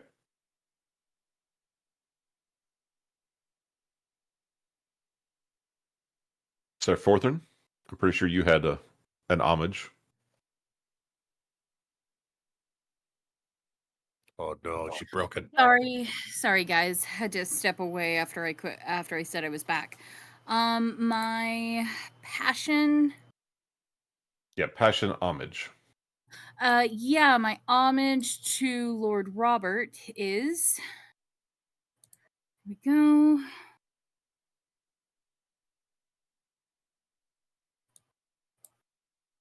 Yeah, 15 for Lord Robert. Okay. I love him. Okay, so our average of the passions then is a 15, and since everyone selected the same passion, because I told you to, you get a +5. So your team morale is going to start at a 20. And what this does is the higher your morale, the more time you can spend on the field to acquire glory or captives. So it does play into how effective you are at fighting. High morale, you're generally going to be more willing to fight longer and do more things. Very optimistic at this point. Yes. So the next thing that we need to figure out, I'm just going to start calling him King Leo because it's easier to pronounce. King Leo basically tells you to all muster up and be ready for a charge. So you're all horsed. You have brought your horses with you, your best horses. Know you're going to be engaged in a tournament. And we didn't go through the process of determining what your horse characteristics are. Just you have a good war horse. And you're all going to have a lance that was prepared for you. So everyone should have a charge skill. Yep. So that's what we will be using when you make your charge. Blissfully average. Haha. All right, 2d6. Let's make this charge, just like in Warhammer. Almost. So, since he has basically instructed you to form up for a charge, normally you would select your sort of stance, if you will, for the combat. You could be, your posture.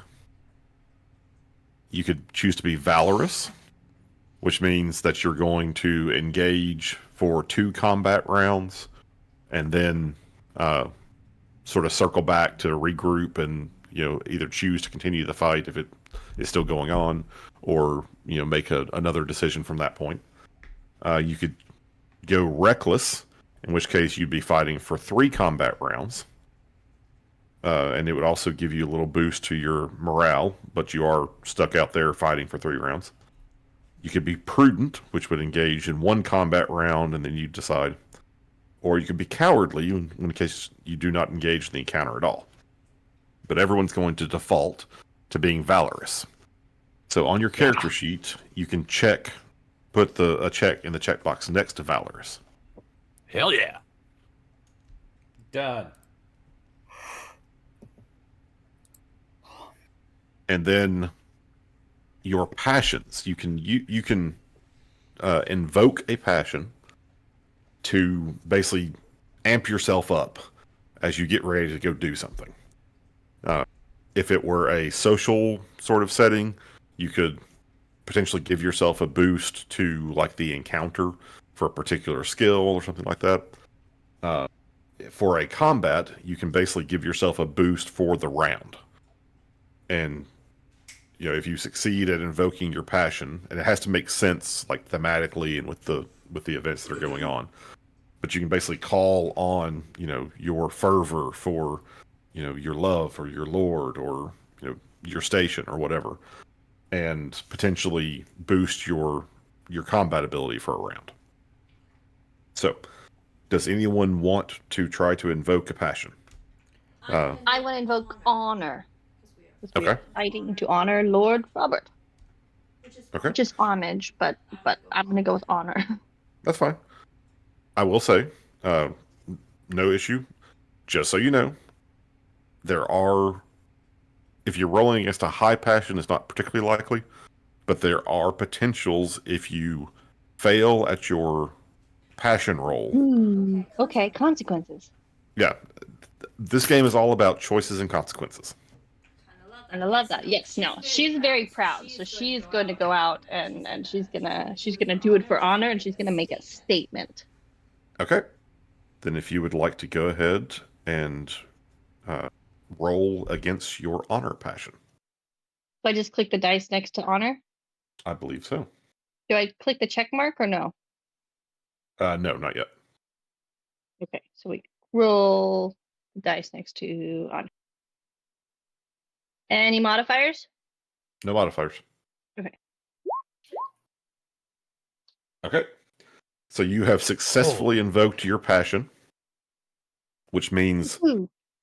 for this combat, or for this combat round, I believe you will have a +5 to your combat activities.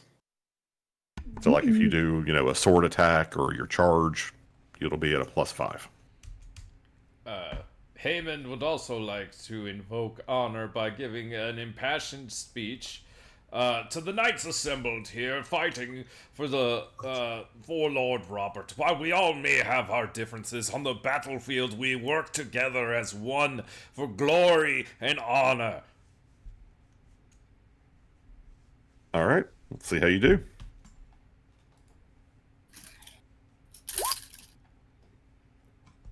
And we You will also- have success! Excellent. Anyone else? I think Sir Emia is going to invoke honor as well. He keeps it to himself, but his display the night before at the stone, he must reclaim some of his honor. So for his honor, he will succeed in combat. Okay. Or die trying. Hey! Anybody else? No. Forthin is going to put his helmet down and is ready. Stoic. Love it. All right. Is Summer going to do anything? No.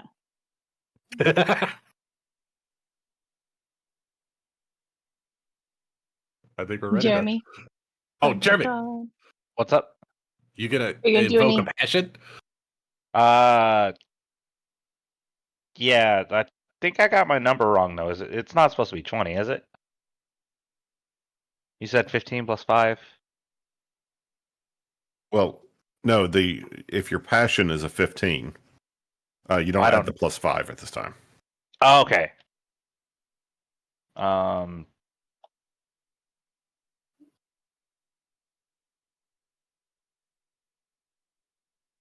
I'm not sure we went through and did your passions, but you would have a We did. 15 for honor or for. Oh no. Okay. So you failed your passion roll. Let's talk about what happens with that. Sorry, Real quick, King is there before God? Are you converting? You got baptized yesterday. No, I was looking at the Pendragon things and I saw that line. I thought it was neat. Is there a chance my passion could be 17? Just because we haven't done it? There is a chance. So I will say roll me I believe it was 2d6 plus. Let me double check real quick and I'll tell you what to roll. And if it comes up high, I will say you can have that.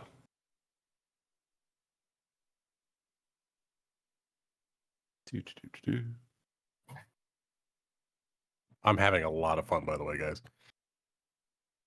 Me too. This was a fun I one. want to do the full character creation where you do like your family's honor and all that stuff. I didn't get to do that. Yeah, and I'm trying not to like railroad this and cut it off too much, but I do want to try to get through things. So Yeah. If we Yeah. convert this to like a longer form thing, I want to do the full gambit. sure. Okay, 2d6 plus 8. Just for the hell of it, I'm going to roll that as well. So no, your default 15 would have been better than your roll. So Okay. Yeah, same for me.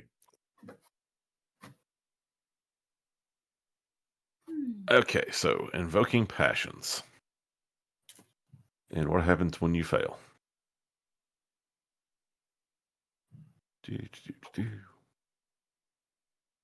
I know you have to make another roll, and I think it's against that same passion. Oh, like if you fail twice, then it goes down or something. Actually, it's kind of worse. It's if you fail and then succeed, it goes pretty badly. That's right, because it's the opposite of that. So roll again. Yeah, let me just make sure I'm getting this right. So I don't want to screw it up, and I'm okay. So you failed an unopposed passion roll. So you are entering a potential passion crisis. You really were baptized. I think he's having a religious Okay. awakening. So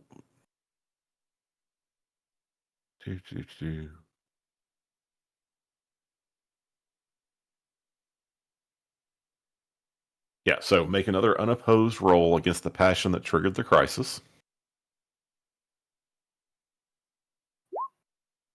Crit. Uh-oh. Oh, okay. We're not going to follow this rule exactly because it's well, okay. Here's the thing: when you are attempting to use your passions, you may request a roll with the game master's approval. You may invoke your passion to basically boost yourself. You may request to make a passion roll in a crisis, or if you're trying to impress, defend, or destroy the subject of your passion. So basically, you're saying you're trying to impress Lord Robert with your skill on the field and all that kind of stuff. So it makes total sense, right? Yeah. Then what you do is you see how you go. If you become inspired, if you succeed, you become inspired. If you get a critical, you become impassioned. But if you fail, you enter the passion crisis. So this is supposed to be a reflection of how this thing that's so important to you impacts your life. When you fail and then you crit fail the crisis roll, you go mad. Oh. Wait, that's a crit fail? Well, hold on. There's you- two parts to that coin. If you you failed the first roll, so you had a pretty high chance of succeeding at invoking your passion. You had a 15, but you rolled a 17, so you failed that. So the consequences now. Okay, it's built so that when you fail a high passion, it's more likely to have negative consequences. If you fail a low passion, it's less likely to have negative consequences. So you want to fail the second roll as well, because if you fail the second roll, there's no effect. Oh. Okay. You crit succeeded on the second roll, so you go into madness by the rules. He's going berserk. Madness, literally, if we were at a table, you would hand me your character sheet, and your character becomes unplayable. Oh. For a time to be determined by the game master. We're not going to do that. When you're in a life-threatening situation, these things get delayed. and B, this is a one shot. So we're basically just going to say that you try to gird yourself to go out and impress Lord Robert. But you're too distracted by something, maybe this lingering fear that, what if they did actually baptize me, and that screws me up with, the gods I worship, whatever. Something's throwing you off, so you don't get any benefit from it. Okay. That's cool. That's a cool mechanic. Yeah, I mean, it makes it so that, like, passion should be things that are truly important to you. And if something goes dramatically wrong, like if you were out there, a classic example from the Arthurian sort of folklore would be a knight trying to win, the favor of a lady by doing these valorous and impressive things in the battlefield. Well, if you go out there and get your ass kicked, not only do you lose the fight, but now you've been embarrassed in front of this person that you were trying to impress. So it compounds on itself, Yeah. Maybe you just return to the bottle, Jeremy. But does anyone else want to run the risk of going mad by invoking a passion? I think everyone's answered it. Rachel didn't want to do it. Summer didn't want to do it. So I think we're good. Okay. I now need each of you to make me a battle roll. This is going to determine... Yes? I'm being silly. Ignore me. Okay, and then so because I invoked my passion, I'm adding 5. You're adding +5 to these rolls. Oh, God. Yo, I gotta quit saying that. God damn it. I keep rolling 20s!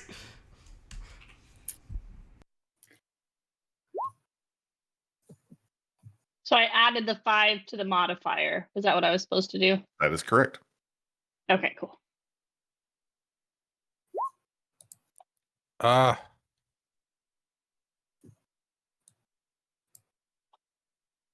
Missed it Oh, by I'm one. doing so By hot. one. I think the only person we're missing is Sir Forthin.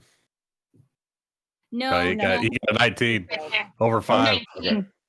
We only got one success. So, Yeah, it's What- really Carry hard the on a team, 5 guys, it's for fine. 10. so what this does is normally it would be the leader of your convoy who makes this check. Like if it was just you guys, I would have whoever is, sort of taking on the lead role make the check for you. But in this situation, since it's a little special, as you are approaching, you're mounted, you're all sort of getting together, trying to get into some kind of formation. And King Leo is, surveying the field, and he looks at you. And you can see there are a few different groups of knights sort of setting up across the field from you. And you have the opportunity to sort of position yourselves so that when you charge, you could pick from amongst a few of the knights. You see one group that are bearing the standard of the realm of Gore, Gorre. This is a land far to the north. The knights look like some of their armor is just a little bit archaic, but they seem sturdy. And they are set up more or less directly across from you. As most of you are sort of surveying the field and getting all your gear settled and everything, they naturally become the people you start to look at and sort of prepare for.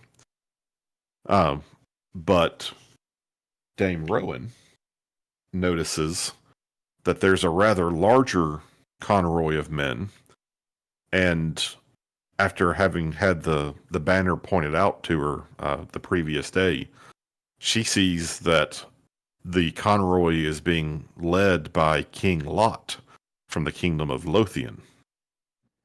And there are more of them than there are in your group, but there is more glory to be gained by going after the Knights of Lothian than by going up against the Knights of Gore.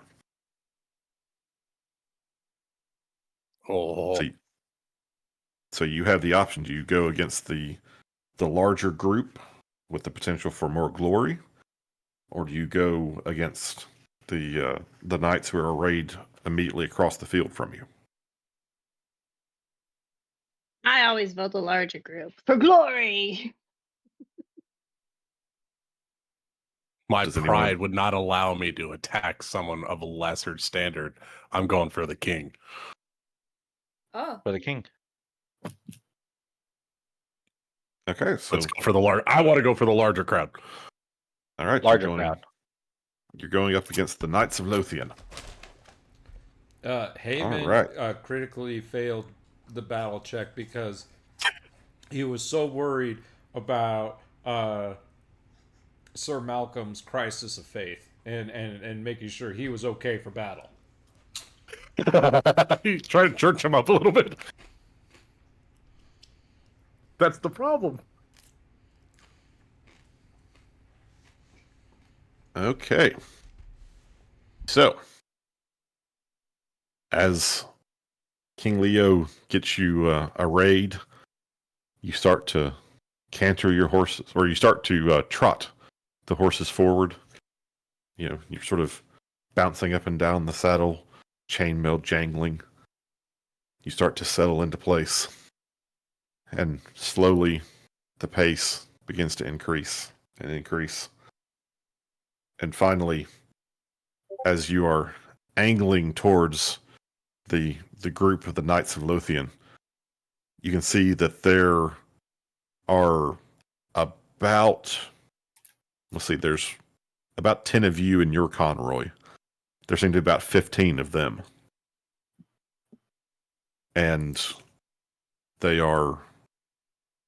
see that you have sort of taken attack across the field at them, and they prepare to meet your charge.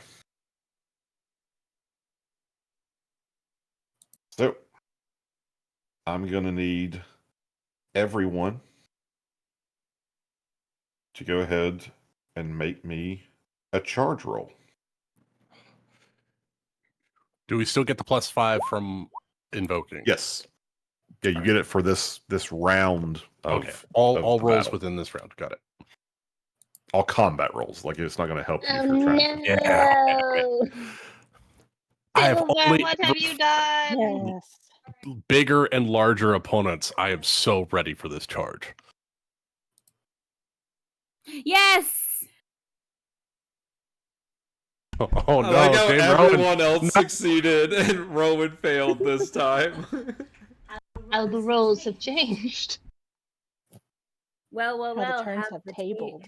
Have the Ha- turntables turn. Yeah. That's the one. I even failed at that. But you look good doing it. I do, I and I'm failed too. proud that I look good doing it. The Custodes player in me couldn't fail a charge.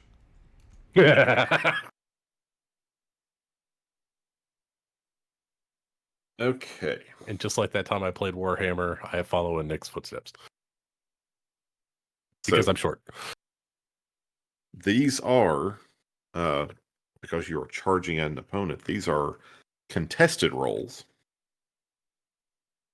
So, Oh, I got really close to my thing then. I'm within two. You So we will- succeeded but failed, Nick. well, we'll just have to see what happens with the rest of them. Yeah, if my opponent just fails, we're fine. Exactly. By the way, Amanda, Jeremy didn't make it either. You're not alone. We're in this together. Yeah, but he's having a rough time anyway. It's you having know? a really bad day. We've counted Sir Malcolm out for this fight. Yeah. He's starting to see God, and he's very confused. Sorry, Sir Malcolm. Didn't I'm a- realize the baptism was real. I'm gonna stab somebody. You I realize took how 15 powerful sword. you are. I'm gonna stab somebody at some point. You guys are talking about it like it's a curse. It is. It is.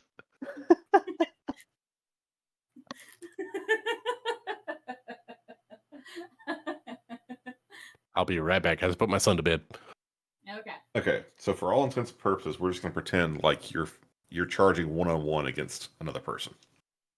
I'm not going to try to get into the multiple opponents rules at this point.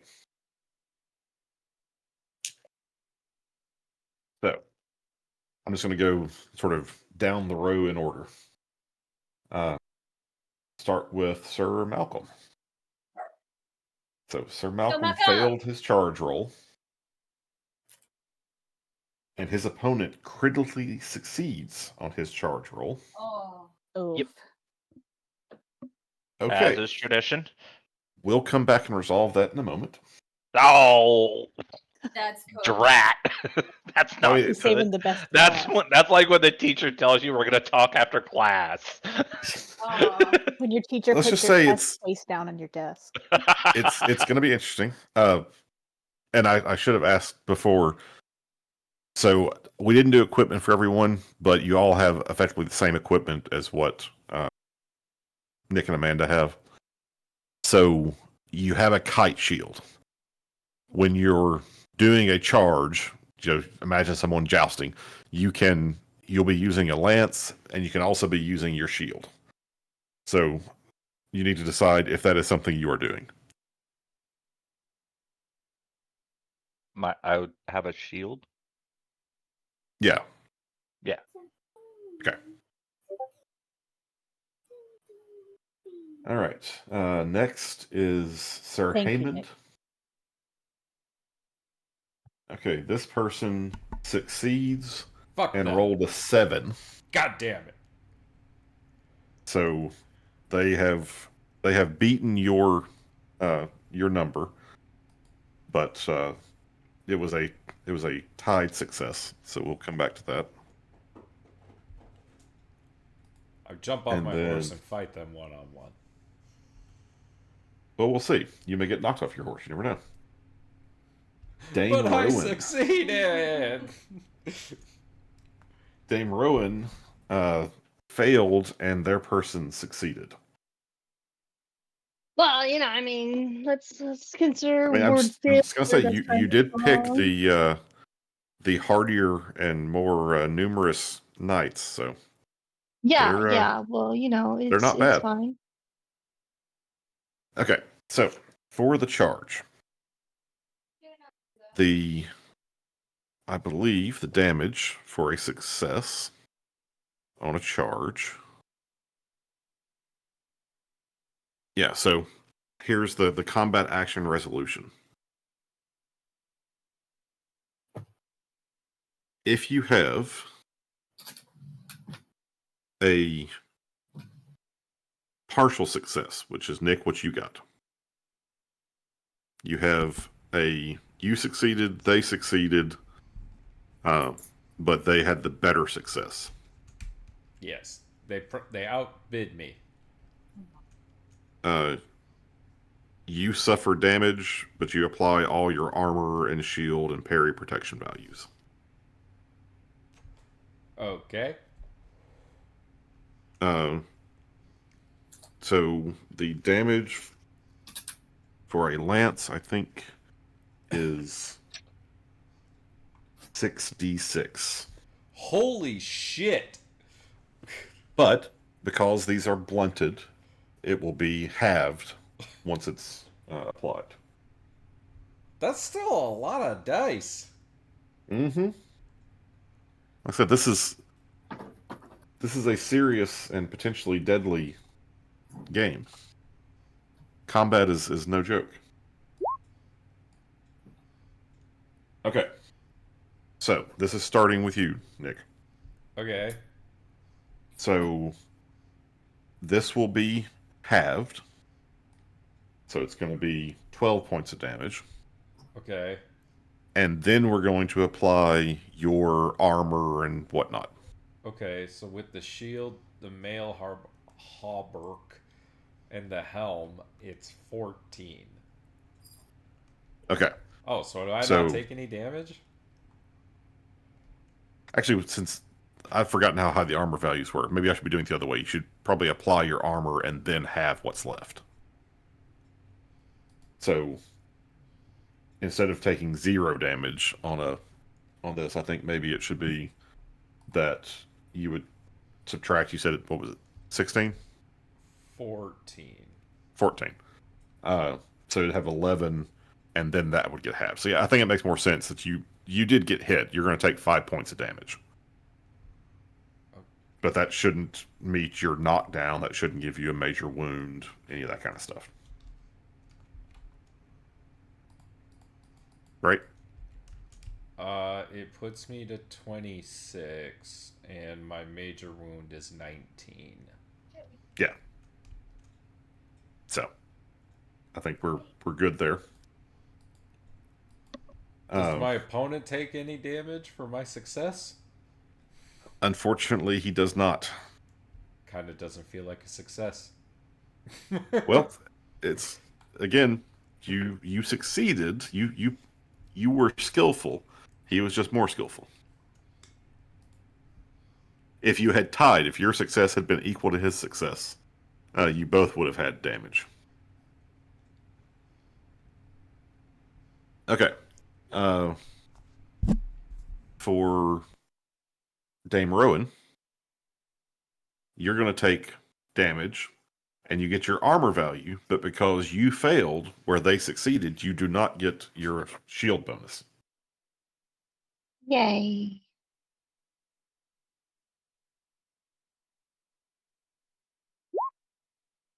Oh, look at that. The not gods are in my favor. So I believe, even though you don't get to apply your shield, that's going to be 8 points of armor. So it goes to 5, and then it's halved from there. So you're going to take 2 points of damage. And that's on my current hit points. Just Yep. take 2. Okay. Yep. I'm untouchable. Okay. I was clearly just touched. Jeremy, they get an extra 4d6 for the crit.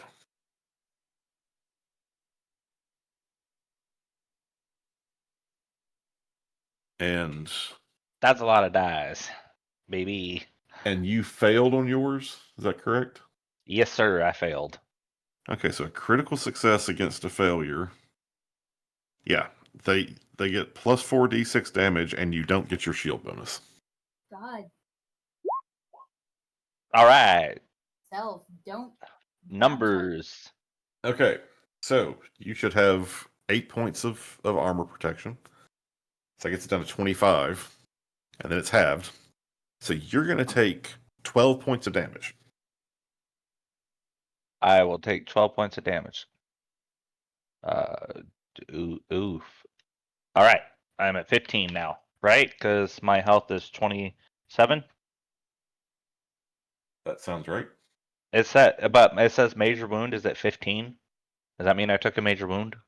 Yeah, it's going to mean you took a major wound. Oh. I'm back. Cause this game get fucked. I've gotten beat up this entire session. Jeremy, I'm so sorry. Okay, damage from a single blow that is greater than or equal to the major wound characteristic value is a major wound. Okay, it didn't do that, but it did do. If that's what it means, it did do the knockdown. And then I have unconscious at 7. Do they knock me out? I think that's when your actual hit points get down to 7. Okay. Minor wounds, a wound causing less damage than the major wound characteristic value, is a minor wound. It indicates bruises, cuts, gashes, or punctures that are painful but not immediately disabling.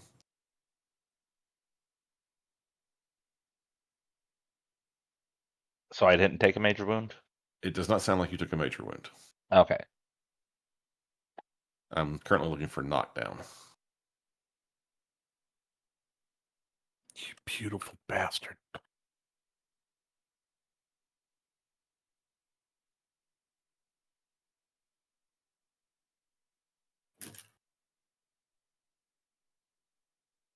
Okay.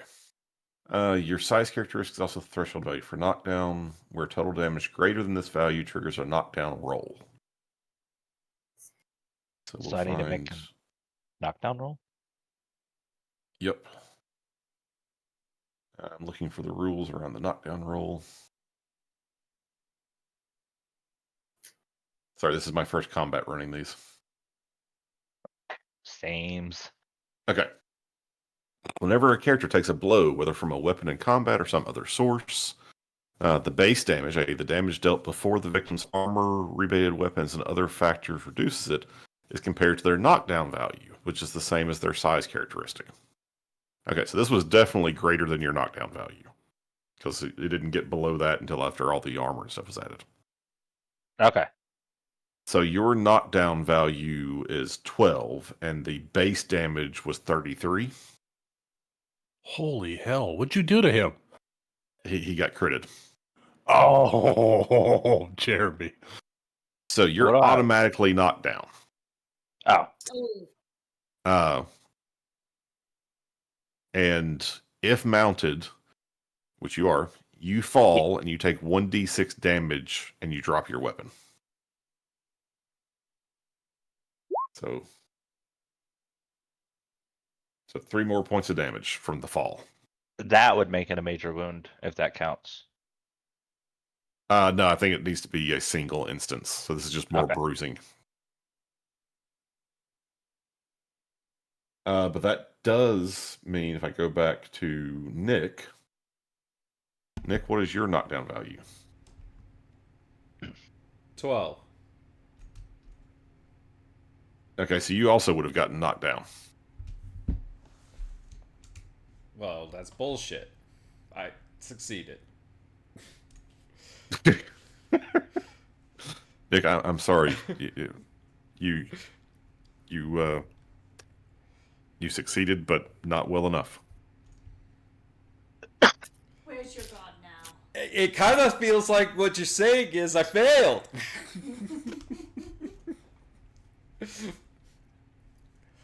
Okay. Where is your god now? Where's your god now? So I think that takes care of the first 3. So now we're on to Sir Emia. Yes. Okay, this person succeeded, but they rolled a lower number than your success. So Short King wins. you will get to deal damage to them and not take any damage, even though they succeeded.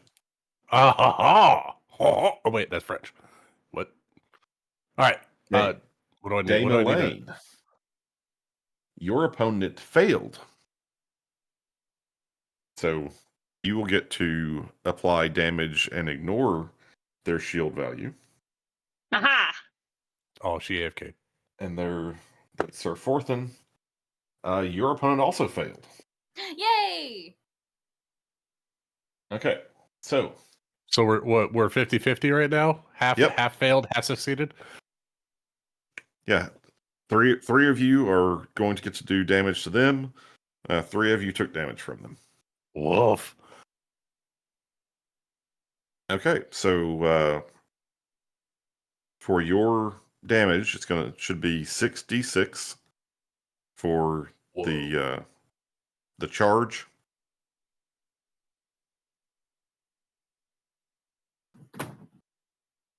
Do we add anything to that, or is it just 66?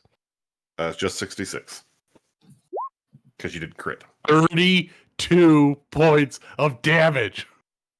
Okay, so that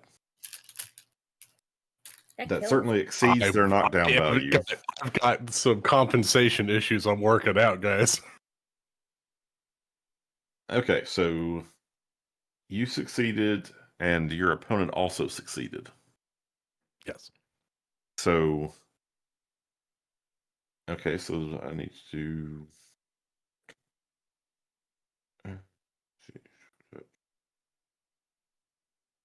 Okay. So they are going to take 8 points of damage. They got 24 armor? Well, you're using a blunted weapon, so it's halved. Oh, okay. That's fair.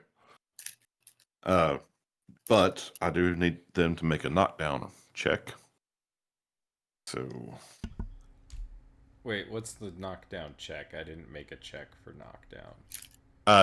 It's because you took damage that was double your knockdown value, so you Oh, automatically don't get a fail it. check. You can't Oh, succeed it. Okay.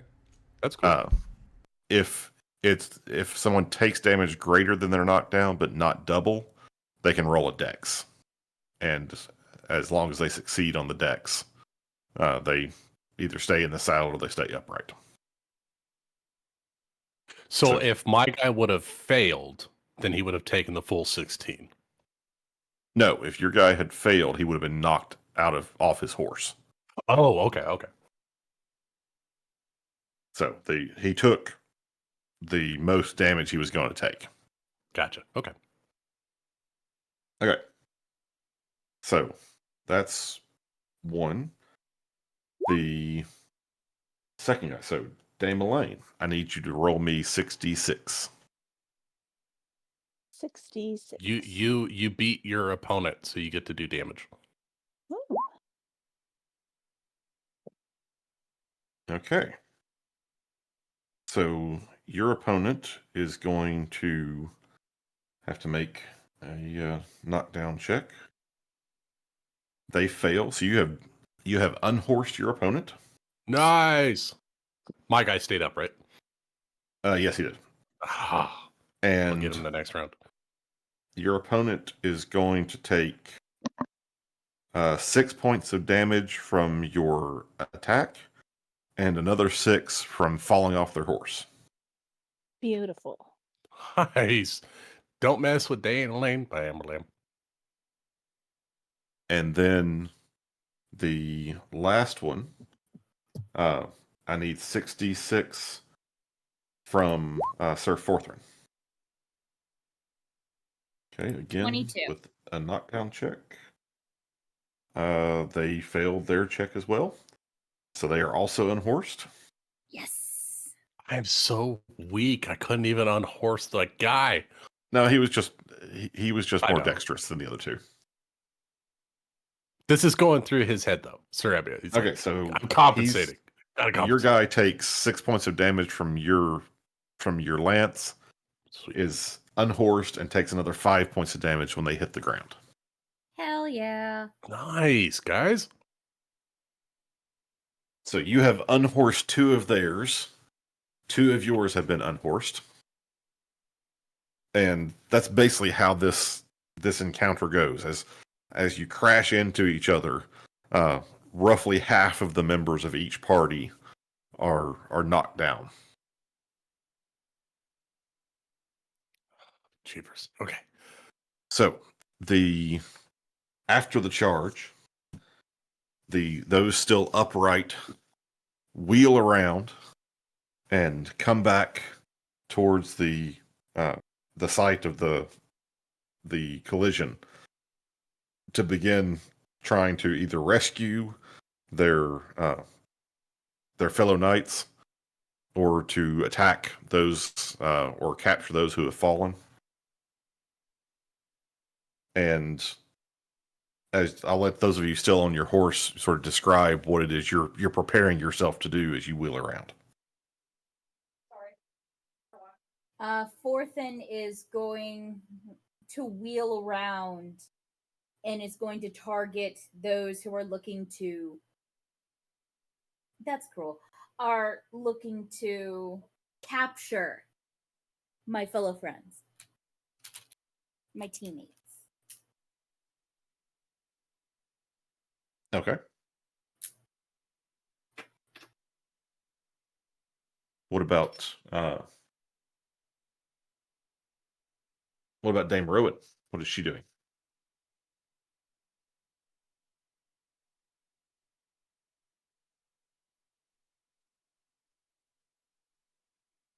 Well, I see the light go, but I don't see her I talking. know. I'm like, I don't know what she's doing. She wasn't actually talking. She was just pushing the button. I was debating in my brain, and then the word came out, and I was like, okay, and then nothing came out. So I was like, okay, we're gonna unlight the button.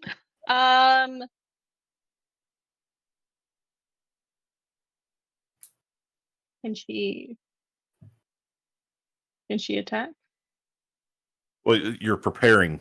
So Do you Pairing. want? So the rules of the mock combat are that a knight who surrenders, is knocked from their horse, or is knocked unconscious is considered captured. So the two of you who are off your horse are already automatically considered captured. Oh, Yay. okay. I understand. But the captured knights and horses must be led back to the recette by the knight, or else by their squire, or by signaling a kipper. So to do any of those things, like if they want to, so basically, if you got knocked off your horse, you're not allowed to really fight back anymore. Okay. But they still have to lead you off the field. So the knights who are still active can try to protect you, and if they manage to run off the group, then you're rescued again. Okay, so I will not willingly follow people to the gallows, quote unquote. No. gallows. This is all a tournament. You're not even the captured there was a people. it was a Poor choice of words. yeah. You're was a gonna are you gonna go on the word. attack, or are you gonna try to defend? Essentially. I will try and defend. Okay. So you're going to try to take out anyone who's coming to actually claim your fallen comrades. Yes. Okay. Me. Dame Elaine. She is going to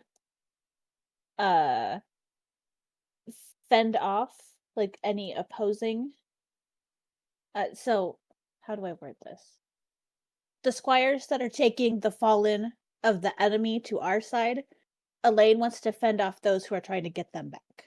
Okay. So you're going to actually try to make sure that your defeated opponents are captured. Mm-hmm. Okay. Got it? Yeah, and no one's going to go attacking the squires. This is all, again, a formalized thing. So, but you can certainly try to make sure Flag that football. It's like you got to stop the guys from getting the flags. Yeah. And then I guess the last person who needs to determine is Emia. Yeah, Sir Emia. He's going on the attack. He wants to take out the king. Okay. The king is still very much on his horse. He wasn't actually even assaulted because he has enough protectors. Being a king, he is there on the field, but he would be both a very high honor to capture and therefore well protected. So Yeah. So Emmy is on the aggressive, is what I mean. He's going to continue to press the attack, and if that provides distraction, then that provides distraction. Okay. First thing we're going to do now is I need both Sir Malcolm and Sir Haymond to make me awareness checks. Oh, who put points of perception? Awareness, you say? Awareness. Oh, no. I was about to say, I didn't even think that was a stat. Oh, no. Does this count as a battle roll? I'll say this. I'll say no, because this is actually the inspiration lasts for a battle round, and I'll say the conclusion of the charge was the end of the first battle round. So we're at end step, and we're about to pass turn. Basically. Okay. Well, no, end of turn means end of turn. All right, if we're at the end step, then it's not the end of the turn. I don't play Magic; it's dumb. Because on upkeep, calm down. Okay, That's so what I now meant. I knew there was one more. Now I need the rest of you to make awareness checks. All right. Everyone else? Yep. Oh, so close.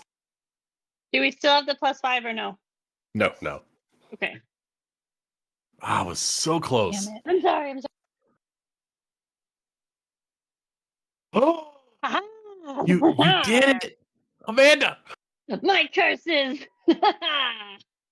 I'm the opposite of if everyone else fails, I succeed. Hey, that's teamwork. You're picking up our That's slack. We're picking up your slack. We work together. I think I'm still missing one roll, aren't I? Yeah, Rachel. Yeah. Sir Forthrin. Did her internet die again? Well, Or is she muted? If she's keep muted, things moving. We'll can't click the button. go ahead and continue. So as you begin to take positions to resume the fight, after merging with the other group through the charge, Dame Rowan, you were sort of struggling to figure out, it's like, do I need to defend? Do I need to fight? What do I need to do here? And as you're sort of dithering between options, you happen to glance over and at the sideline, back where some of the captives would be taken. You see there's a young squire sort of running around, and you just faintly hear, "The sword! The sword! He's drawn the sword!" Oh, shit. And not long after, as you start to close with your opponents, ringing out over the field, you hear, Oh, you blew out your bike bed. You cut out. I couldn't hear what happened. It you sounded hear like a horn. trumpets. Yeah, stop okay. horn. Okay. So Oh. there's a bit of chaos as the horns are blown. The fight is stopped. It just got started. You don't know why they've stopped the fight. But you start hearing yells of "the sword, the sword," and Oh shit!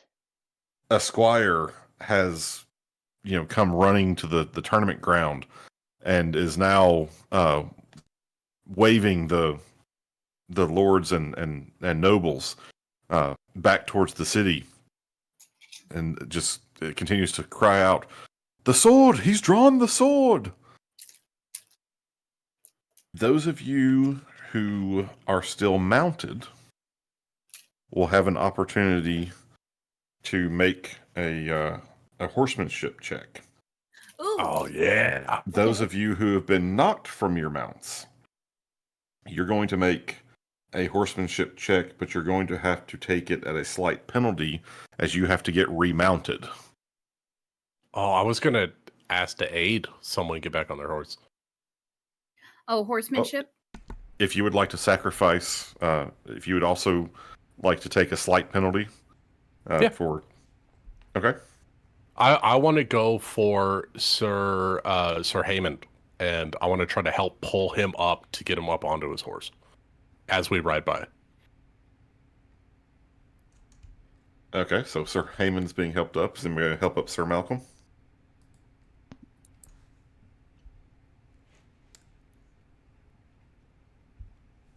Uh-oh. Oh, God. Wow, no, apparently not. Yeah. Thought someone was going to Didn't get up. Rowan get knocked off too? Forthin will help. Will help. Rowan did get knocked off, right? Okay, that's what I was like. I can't help No. anyone because I gotta get my own horse. Oh, you got hit but not knocked off? Is that what it was? I thought. Oh, okay. I assumed because I got. Oh, I'm sorry. I was confused because I thought because I failed that other one that meant I got knocked off. So I'm sorry. I misunderstood. Maybe that. you did. I'll help you up. I may have forgotten. I thought only 2 people got knocked off their horses. Yeah, no, that's cool because I failed. I passed the first one, but I failed the second one. But I failed when Haymond passed, but he still got knocked off the horse, and I assumed I did too, but maybe not because I took 2 damage or something.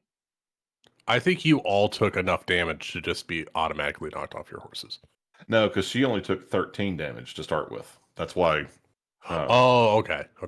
I was So I looking at didn't the get okay. charge I rolls. assumed this whole Yeah. time. Okay, that's why I went on the defensive because I was like, oh well, then I gotta defend myself. I don't want them to drag me away. Okay, I'm sorry. So you didn't I get past your knockdown threshold, which is what, 8? I think she only took 6 points of damage. I only took 2 points of damage. Right. Yeah.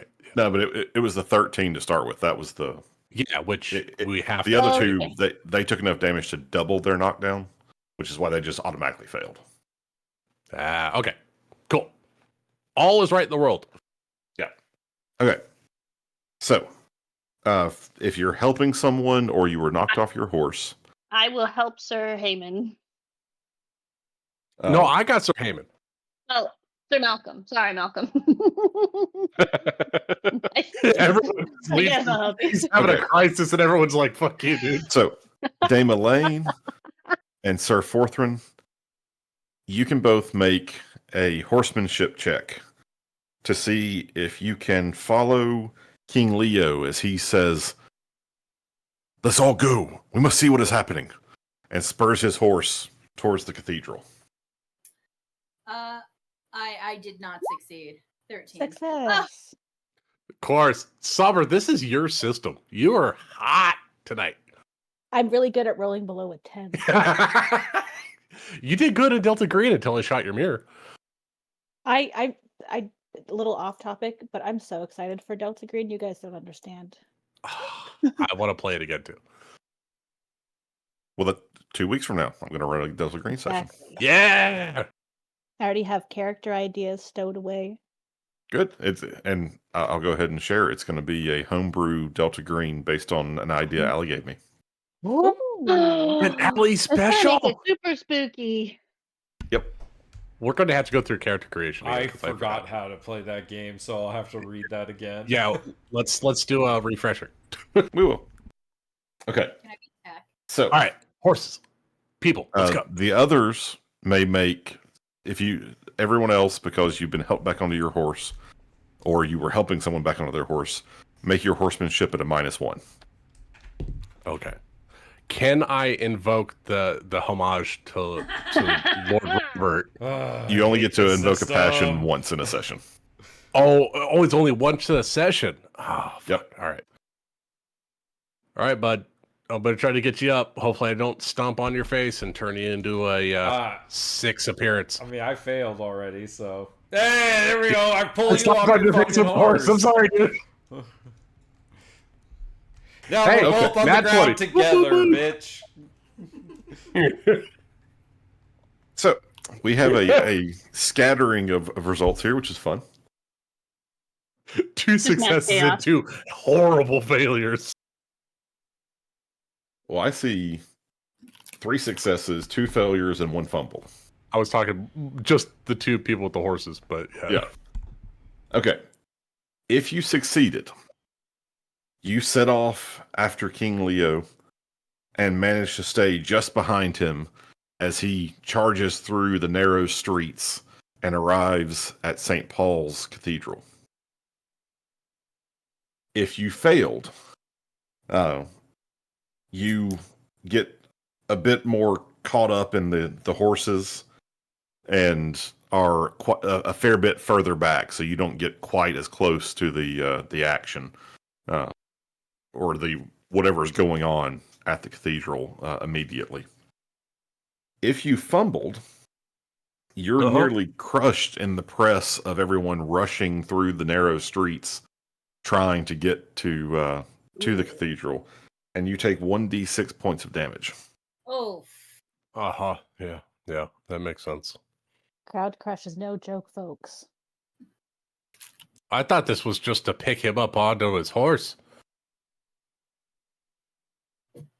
No, this was the ride check to see if you could follow the king. Oh, okay, because I thought my horsemanship was to help Sir Hammond to get onto his horse. Okay, that's fine. No, with Pendragon, it is assumed that you succeed on most things you do, unless it is a contested event or is going to be meaningful in some way. So helping onto his horse. So the happens. -1 was more for the speed of travel to Right. the It was event, basically you took not extra its time action. to get somebody up on his horse, so therefore you're at a I slight succeeded at disadvantage. that and didn't trample him, but I got squished because I'm so small. Correct. Okay. Okay. Ow. And I'm just slow and looking back and going, Samia!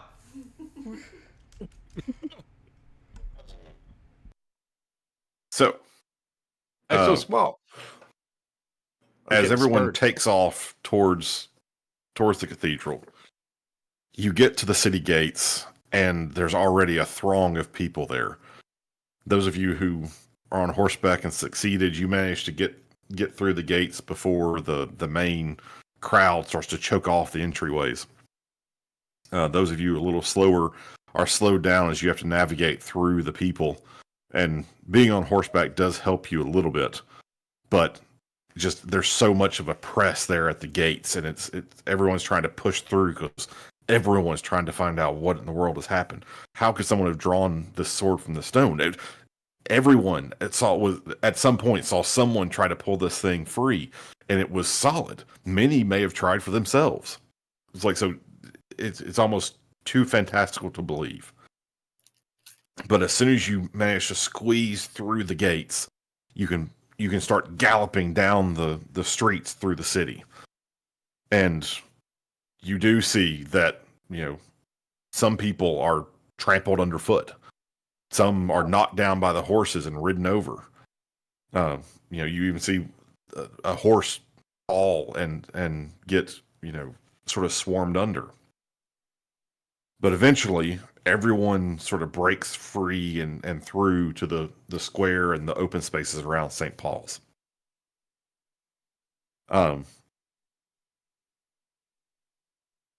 Everyone who succeeded is just behind King Leo as he gets there and jumps off his horse and begins walking purposely up towards where the stone and the anvil and the sword were set. The rest of you who succeeded, you're right behind him. Those who failed or critically failed, it takes you longer to push through the crowd, and so you miss a little bit at the beginning. But you do eventually. Actually, everyone who failed, make me a station roll. So this is your passion for your station. So if we didn't do that, it's a 10. I think I've succeeded on one fucking roll. I didn't do a station, but I rolled a 9. No, you gotta roll a d20. You have to roll a d20 though. Oh shit! God damn it! But you're Never mind. you failed. Whoops. It would have been really good if you didn't have a chance to fail. Yeah. If I never got in the place. I critically failed, Ben. Am I in that same category? Yeah, you still get to this. This is like basically trying to push through the crowd as everyone gets around the square. I got a 1, which is a succeeded. success. That's a success. Shortness will not be held back at all. You need to check proud. I am so proud. Because what you have basically done is you have forced all the common people out of your way by exerting your station. 100%. It's not the first time I've had to do it today. Yep. If you failed your station roll, you're, I guess, too kind or for some reason you're not able to force your way through. And you end up having to just like stand up in your stirrups and try to get a view over the crowd as you're a little further back. This Lord Farquaad motherfucker is just pushing through crowds, and it's hilarious. Well, you're riding a horse, which helps. Well, that helps too. So, those of you... No, man, it's a full-size horse. It's a pony. Don't take this away from me. Those of you who are close enough at the around the cathedral, you see that standing near the anvil, the sword stuck through the anvil as always. But there's a young squire, appears to be just on the cusp of manhood. His chin showing just the first few scraggly whiskers. Oh.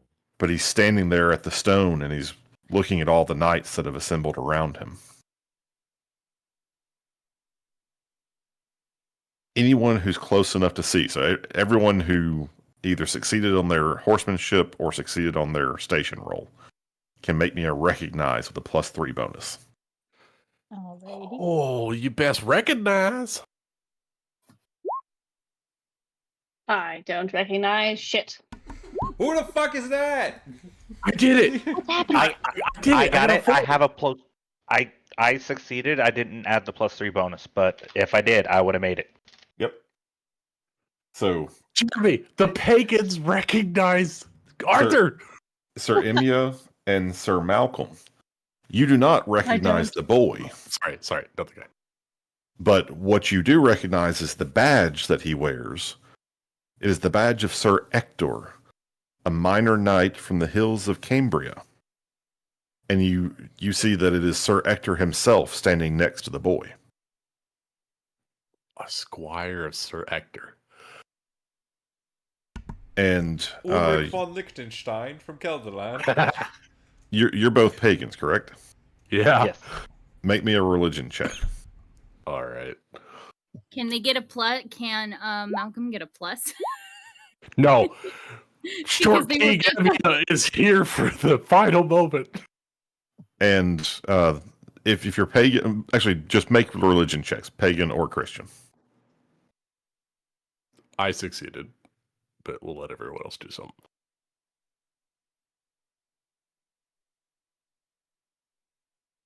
Everyone get in here. Get your religion on. I can't see it. I did I not think- recognize. So, Are you like, saying your religion everyone roll still? something? I did not. Yeah, I'm saying everyone can roll. Everyone Oh, roll something. everyone. Oh, okay. Sorry. Oh, Even Everyone the can roll persons that religion? can't see Critical. shit. Even if you're a little further back. Summer! Damn it! You took my thunder. I don't understand what's happening at all. I can't roll below a fucking Why is 15. it Nick, your dice luck. I mean, but again, you do the same thing in D&D though. You just always roll baffling. double digits. I do always roll double digits. I'm just saying. What really you get failed what him you was all deserve. those D6s. If he would have got higher on the D6s, all these would have been fine. Yeah, he rolled a lot of 7s. Ah. Okay. For everyone who succeeded, if you're a pagan, you recognize what must be the enchanter Merlin amongst the commoners, keenly watching what is happening in the square. If you're a Christian and you succeed on your religion check, we see Jesus. you see the Archbishop Dubricius on the steps of the cathedral, observing everything that's going on. And from the crowd, you hear shouts of, "He drew the sword! Who did? That lad there! No way! Impossible! Only the King of Britain could pull the sword!" Who And are just the back and Britons? forth, back and forth. So I if I'm seeing this right, Dame Elaine sees a bishop with her critical, and I see Merlin with my success. Yep.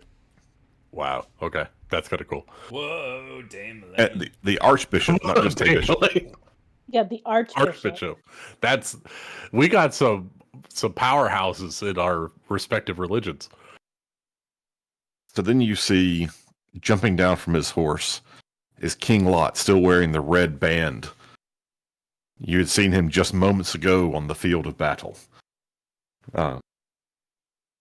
Sir Imya, you had even eyed him with a thought that perhaps you could capture him on the field. Oh yeah, that horn blew right when I was going to go through the line. But he jumps down, pushes the boy aside, and says, "If this thing is going to move, it'll move for me."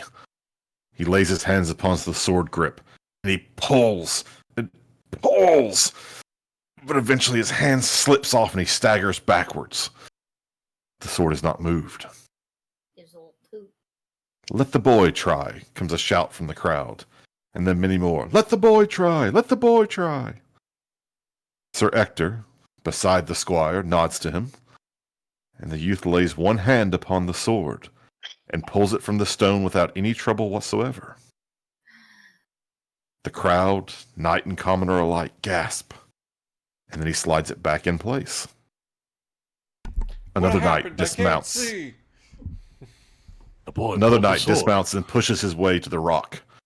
It is King Uriens of Gore. Like Lot before him, he tugs, pulls, and tries to manhandle the blade free, but it does not budge. You need to take it As out. Urien steps away, the lad again pulls it effortlessly free. The king, someone shouts. He's the king! King Leodegrance steps forward. Those of you who followed him, you see him step up just in front of you. He says, "The boy drew the sword. The boy is king." What do Sir those of Amyas you who gonna are close say- enough to see do? Oh, sorry. Neil. Sir Amia wants to say something.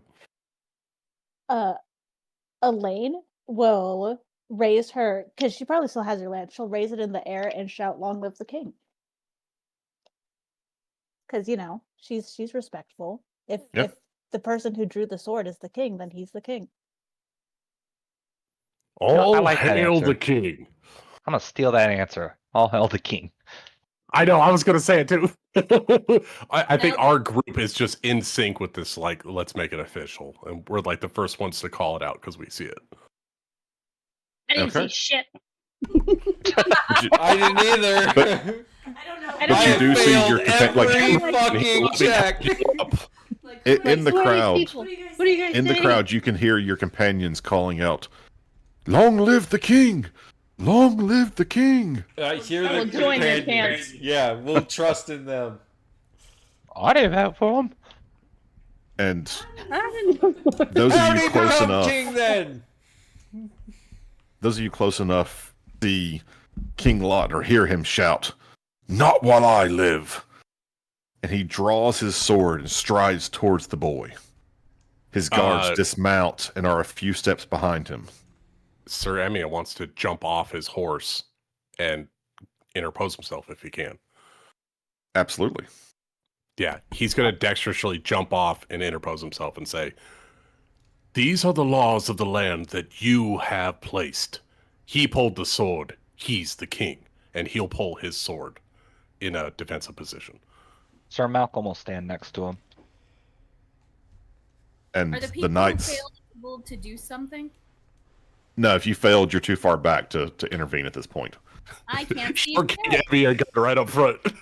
Go Elena get is them, the guys! Yeah, only the people right up there at the front row are able to step in at this point. I'll be right there. See him from But- the crowd. I'll be. As you step up, the knights of Camelard and King Leodegrance also step forward with you to block the path of King Lot towards the young squire. King Lot at first is surprised and then outraged to have been cut off.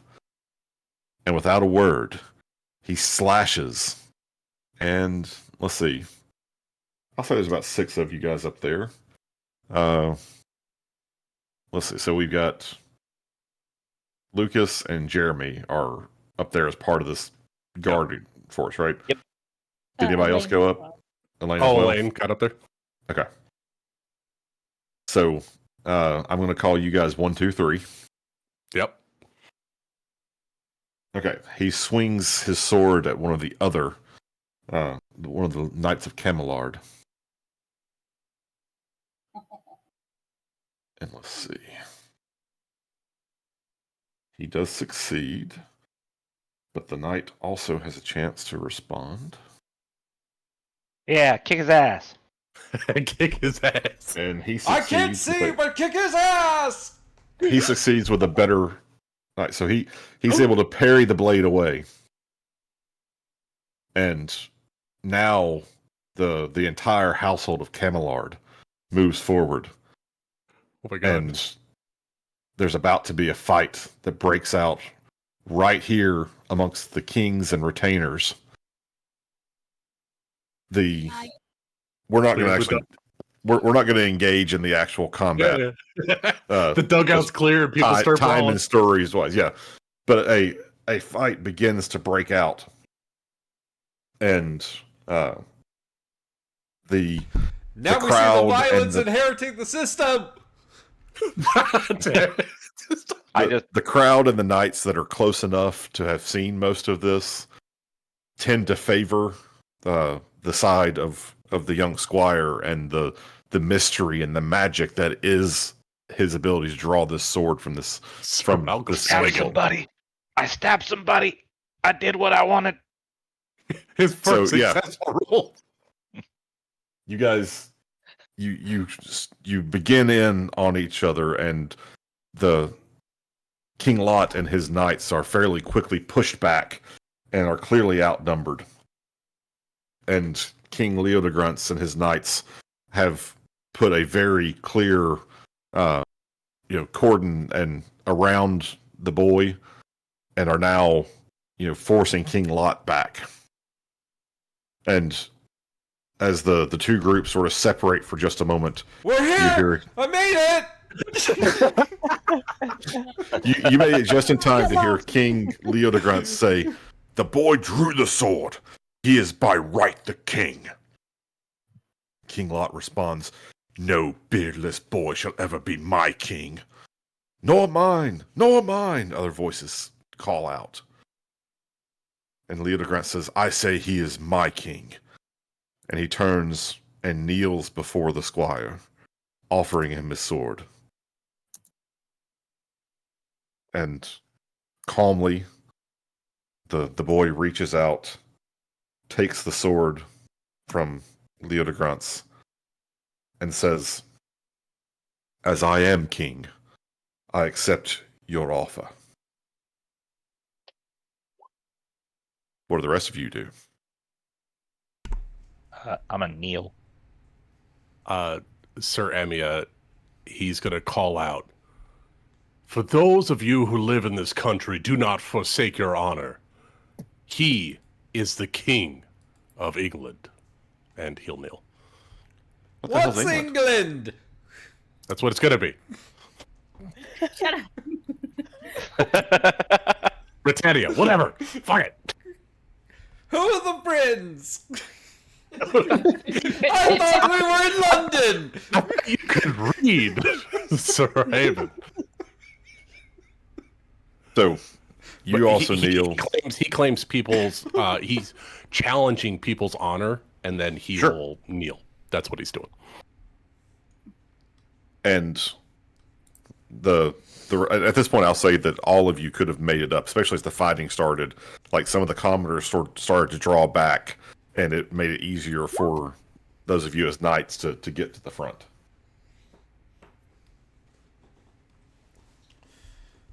Sorry about that. Quite the queue they had to get up here. Little fighting over here. Well, we made it. We made it. So we don't have to worry about, "Hey, what's going on over here? Do we almost have a fight? Only the king." And he's going to kneel.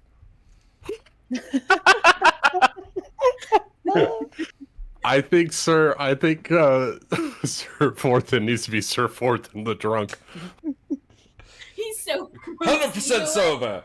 Just completely mad. Sober. Sir Haven will kneel and say, "It's been ordained by God." It sounds like pretty much everybody's kneeling, offering their swords, and you just see sort of a wave move through the crowd. Most of the people go down on a knee, and then there are those who refuse to kneel that continue to stand. King Lot, King Urian, their retainers, still standing there. And there is a smaller contingent of knights who are basically standing between the opposing kings and the young squire to just make sure they don't try to rush him while everyone is offering their fealty. But you see that everyone has sort of made their positions known, and King Lot, still having that blunted sword, throws it to the ground and says, "I will be back. Next time I'll have a sword that will not fail me." And he leaps to drop his horse. Pussy! That's what he told his wife. He and his retinue take off. And That is the sickest death for them. What? That is the sickest diss. That's what his wife said. So don't work. Ouch.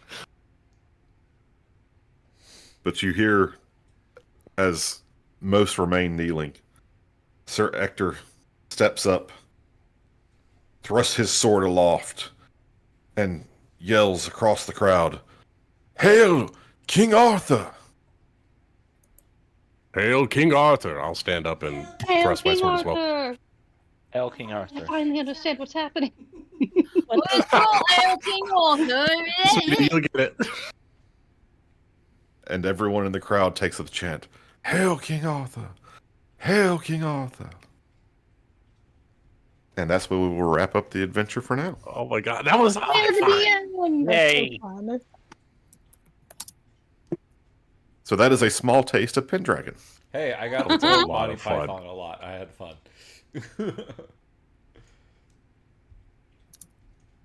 And it, Oh my goodness. again, it is very much intended to be set in the time of King Arthur.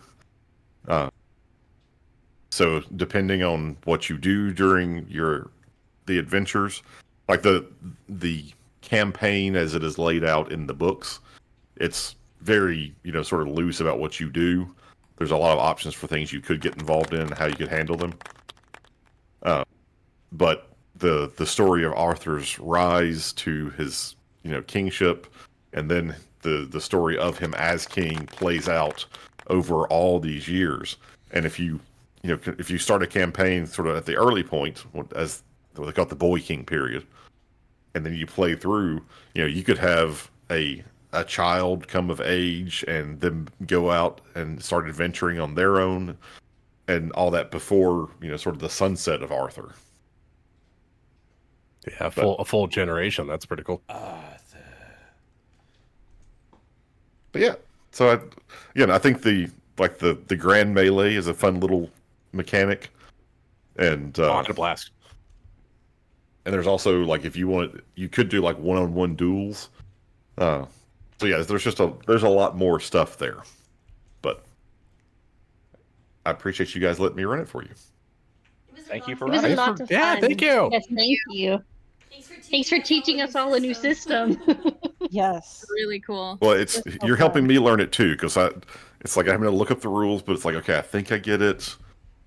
I do think there's something really to, like, the personality matrix and how everything's pretty simple. It's like, did you roll under your number? I mean, if you're Nick, how badly did you roll over your number? Ben, I need to have an aside with you. These games are fun and it's great. Vampire, fucking loved it. This and Delta Green, we need to have a talk about these systems. See, I find that there's something where it's like wrong. a -5 on all of his rolls. Oh my god. Nick just needs to get like an automatic negative. I rolled like 3 or 4 20s tonight. I did Well, I'll too. tell you what. It wasn't just you. I rolled some 20s in there too. I am more than happy to give Nick some sort of, graded on a curve type effort here, like give him like a -5, like you said, to all his rolls. If he's also willing to take the -5 on his D&D rolls. No. Oh. I mean, I like my D&D rolls. Well, see, I mean, these are the trade-offs. If you're, It's true. if It's you're like just, some of it's us, just not my system. It's just not my system. It's yeah, okay. I just have if to you're be some okay of us with and that. always roll sort of middle of the road, then the system works a little better for you. Some of us roll low all the time, and all of a sudden they have an amazing system. Some of us only roll a 10, and it works great.